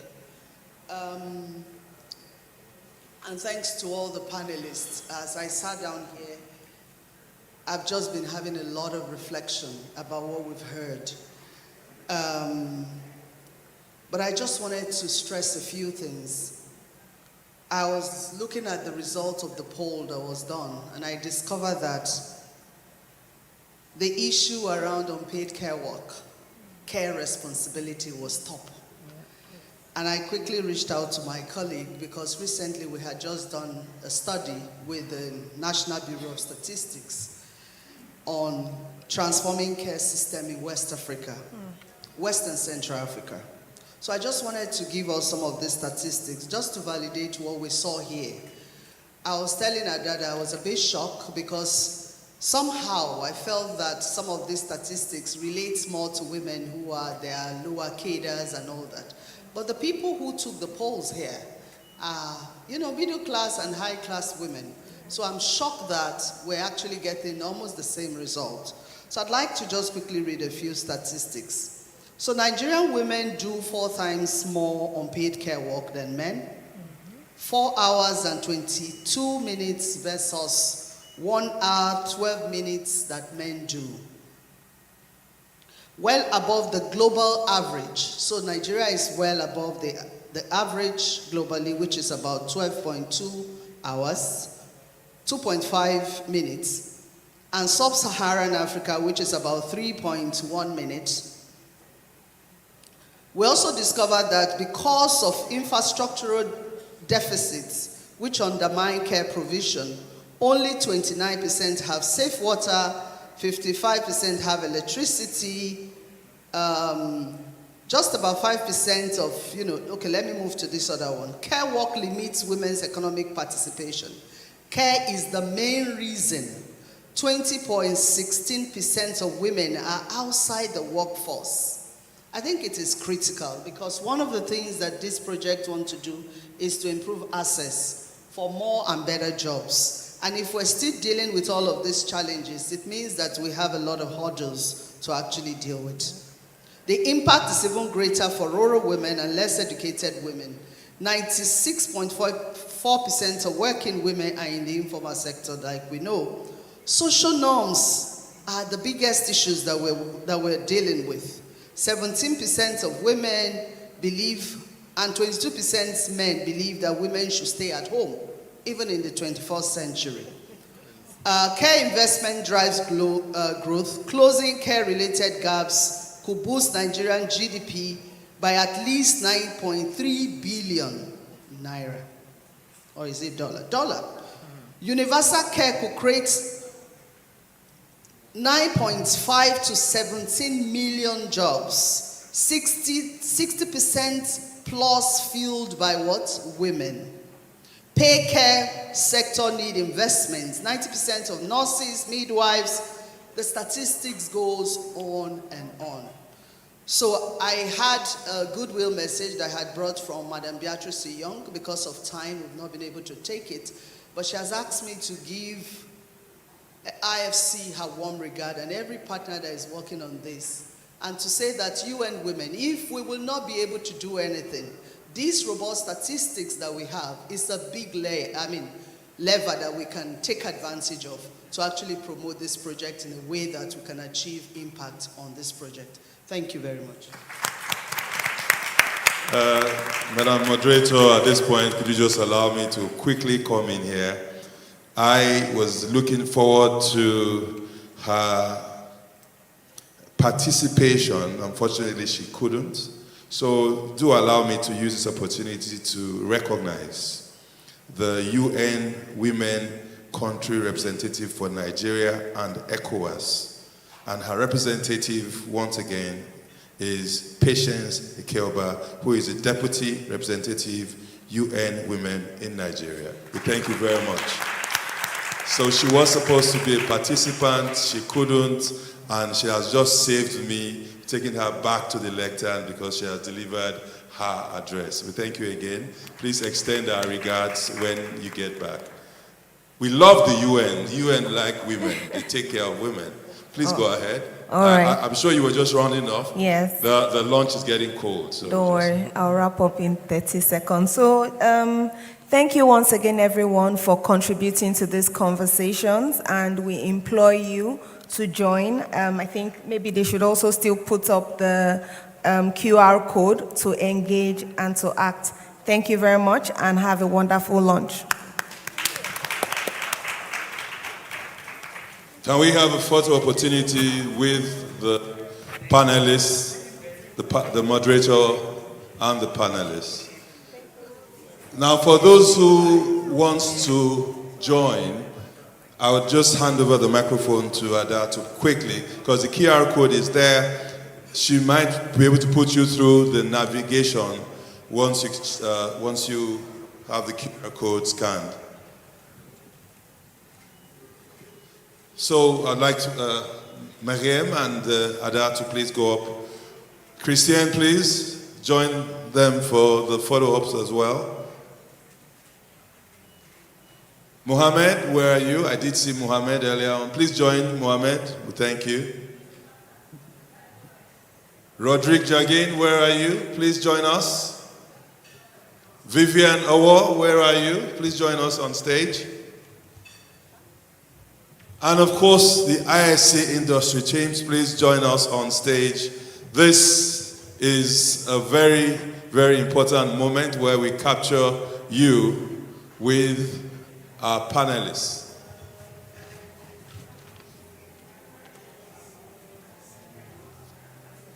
Sybil Gates Foundation, please join. Representatives of Sybil Gates Foundation.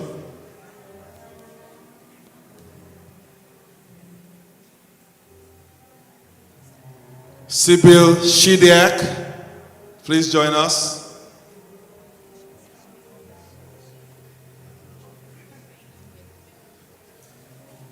Definitely, how would we ever forget our UN representative? Please join us, man. I fight for women, man. It's he for she. 100 million men.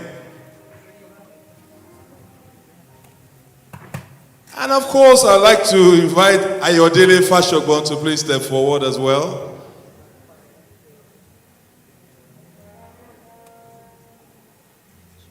Oduola Yinka, please join us. This is that moment you don't want to miss. And of course, all members of the NGX team, it's time for you to step up. The NGX team members, please step up to the stage.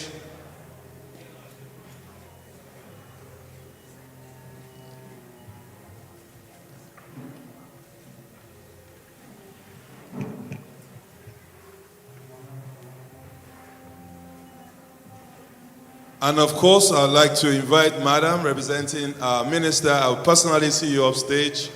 Please, thank you.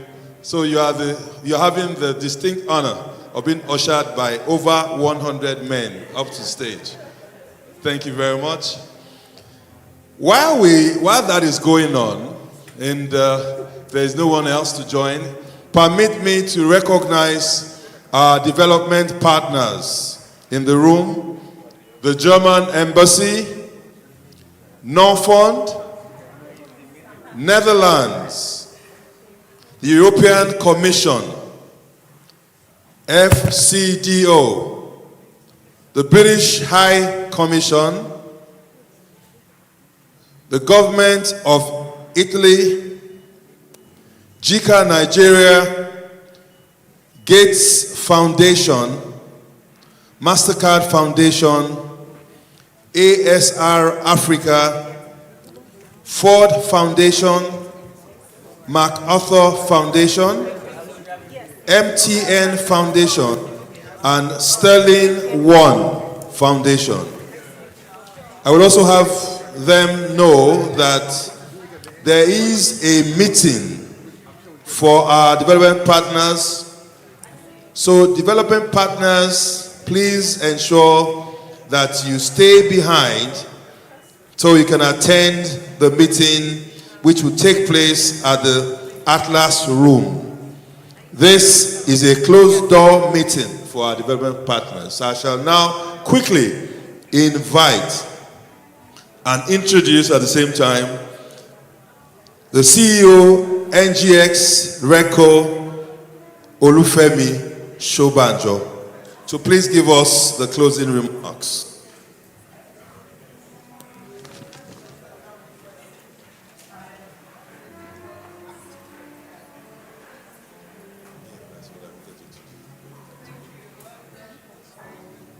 Yes, quickly I'll hand over to Ada while he's getting ready to please clarify the form. All right. Thank you so much. Thanks everyone for staying with us up till now.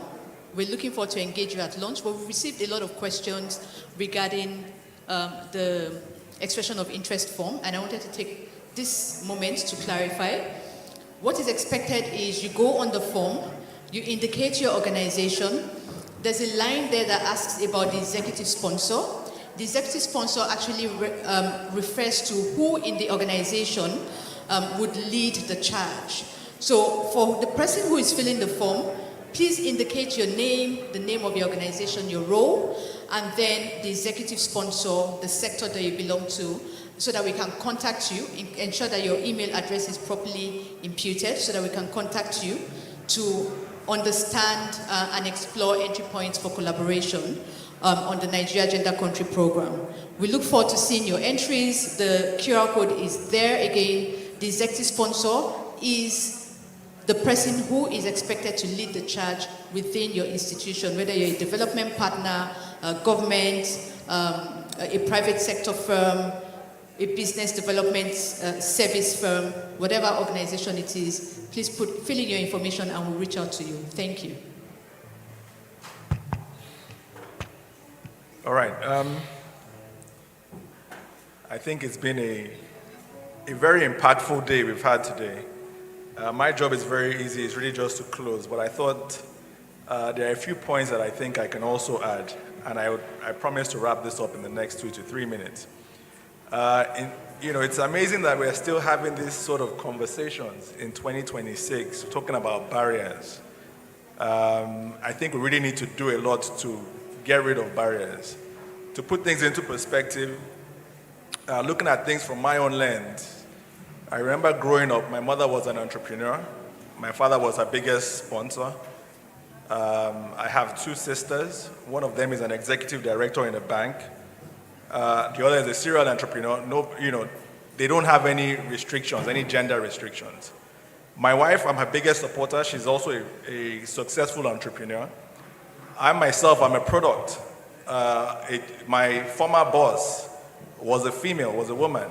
I worked with her for 12 years, and she mentored and guided my own career. And today, I'm proud to say that I'm the CEO of the NGX regulation. So in other words, in 2026, we should be talking about breaking down barriers. Women should have equal opportunities as men, and I think clearly all the he for she's in the room, I applaud you. I think we should continue to do more to support. All right, I'll read some of my remarks, and then we can close. Good afternoon, distinguished guests, partners, regulators, business leaders, colleagues, ladies and gentlemen. I respectfully, of course, stand on the already established protocols. It is a pleasure to deliver these closing remarks at the official launch of the Nigeria Gender Country Program. Today's conversations have been rich, timely, and instructive, from the leadership remarks to the goodwill messages, partner reflections, and the private sector panel. One message has come through very clearly: women's economic participation is not a peripheral issue. It is central to how businesses grow, how markets deepen, and how economies become more competitive. At NGX Regulation Limited, this agenda speaks directly to the principles we continue to promote across the capital markets: transparency, accountability, sound governance, responsible business conduct, and long-term value creation. As you know, strong markets are built on strong institutions. Strong institutions, in turn, are built by the quality of their leadership, the strength of their governance, the resilience of their workforce, and their ability to respond to the expectations of investors, customers, regulators, and society. This is why the Nigeria Gender Country Program is crucial. It provides a practical platform for companies to examine how they are building leadership pipelines, how they are supporting inclusive and productive workplaces, and how they are expanding access to finance, technology, and markets for women and women-led businesses.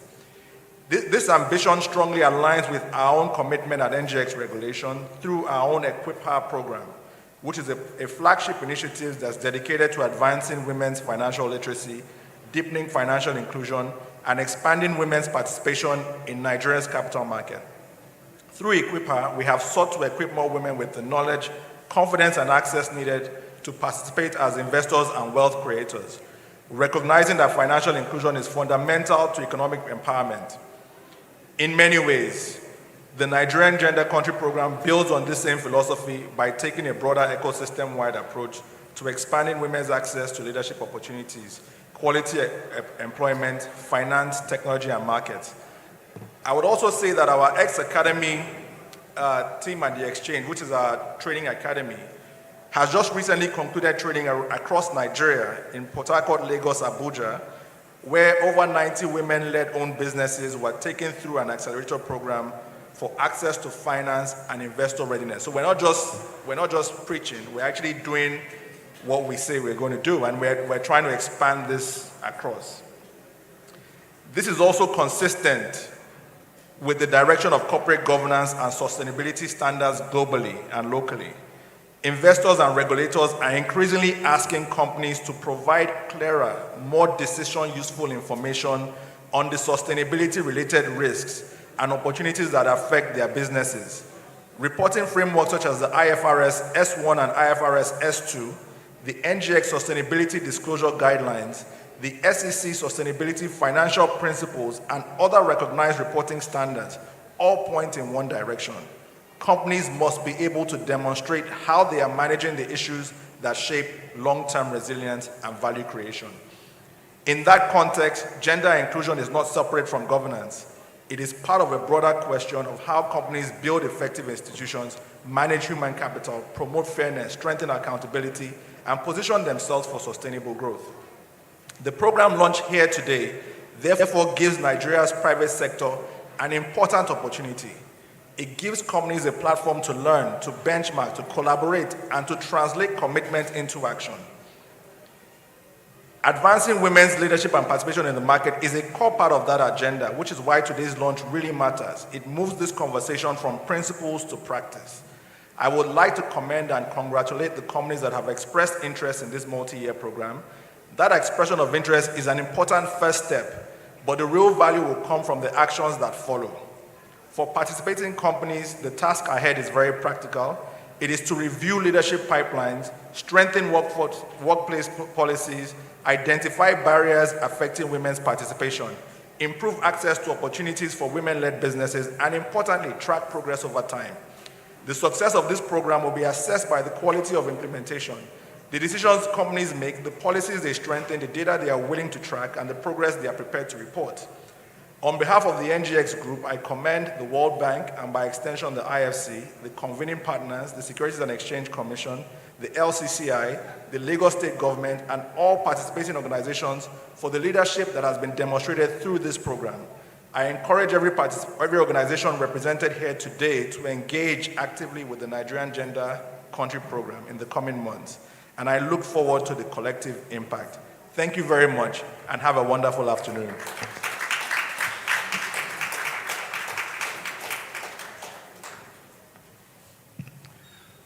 Distinguished guests, ladies and gentlemen, I thank you all for making it thus far. We shall be going for lunch, and the poll will be out. If your applause wasn't loud enough, we may not serve you lunch today. Ladies and gentlemen, we came in this morning to launch a program. We leave now carrying a responsibility. The Nigeria Gender Country Program is not a plaque to be admired on a wall. It is a target to be chased in boardrooms, hiring decisions, and lending books across Nigeria. To the women in this room, you have never needed permission to be extraordinary. Today, Nigeria's private sector simply agreed to stop getting in the way. To the men, myself included, representing 100 million men, consider today's assignment officially issued. Less talking about the gap, more building the bridge. On behalf of the organizers, I thank you for making this launch a true reflection of what inclusive growth should look like. Informed, energetic, and full of good jollof rice waiting just outside the room. So, please join me in one final round of applause for the speakers, the panelists, the organizers, for every one of you who showed up ready to be part of the Inclusion Dividend. Enjoy the networking, enjoy the meal, and let's keep this energy going long after we've exited this room. My name is Akin Shemowo. I am proudly known as your compare, beyond compare. I thank you very much for having me, and I wish you a safe journey back to your various destinations after lunch. Thank you very much. Lunch is to my left. If you go through, and that will be to your right. The tables are set. Lunch is served. So please just go through. If you look to my left, thank you.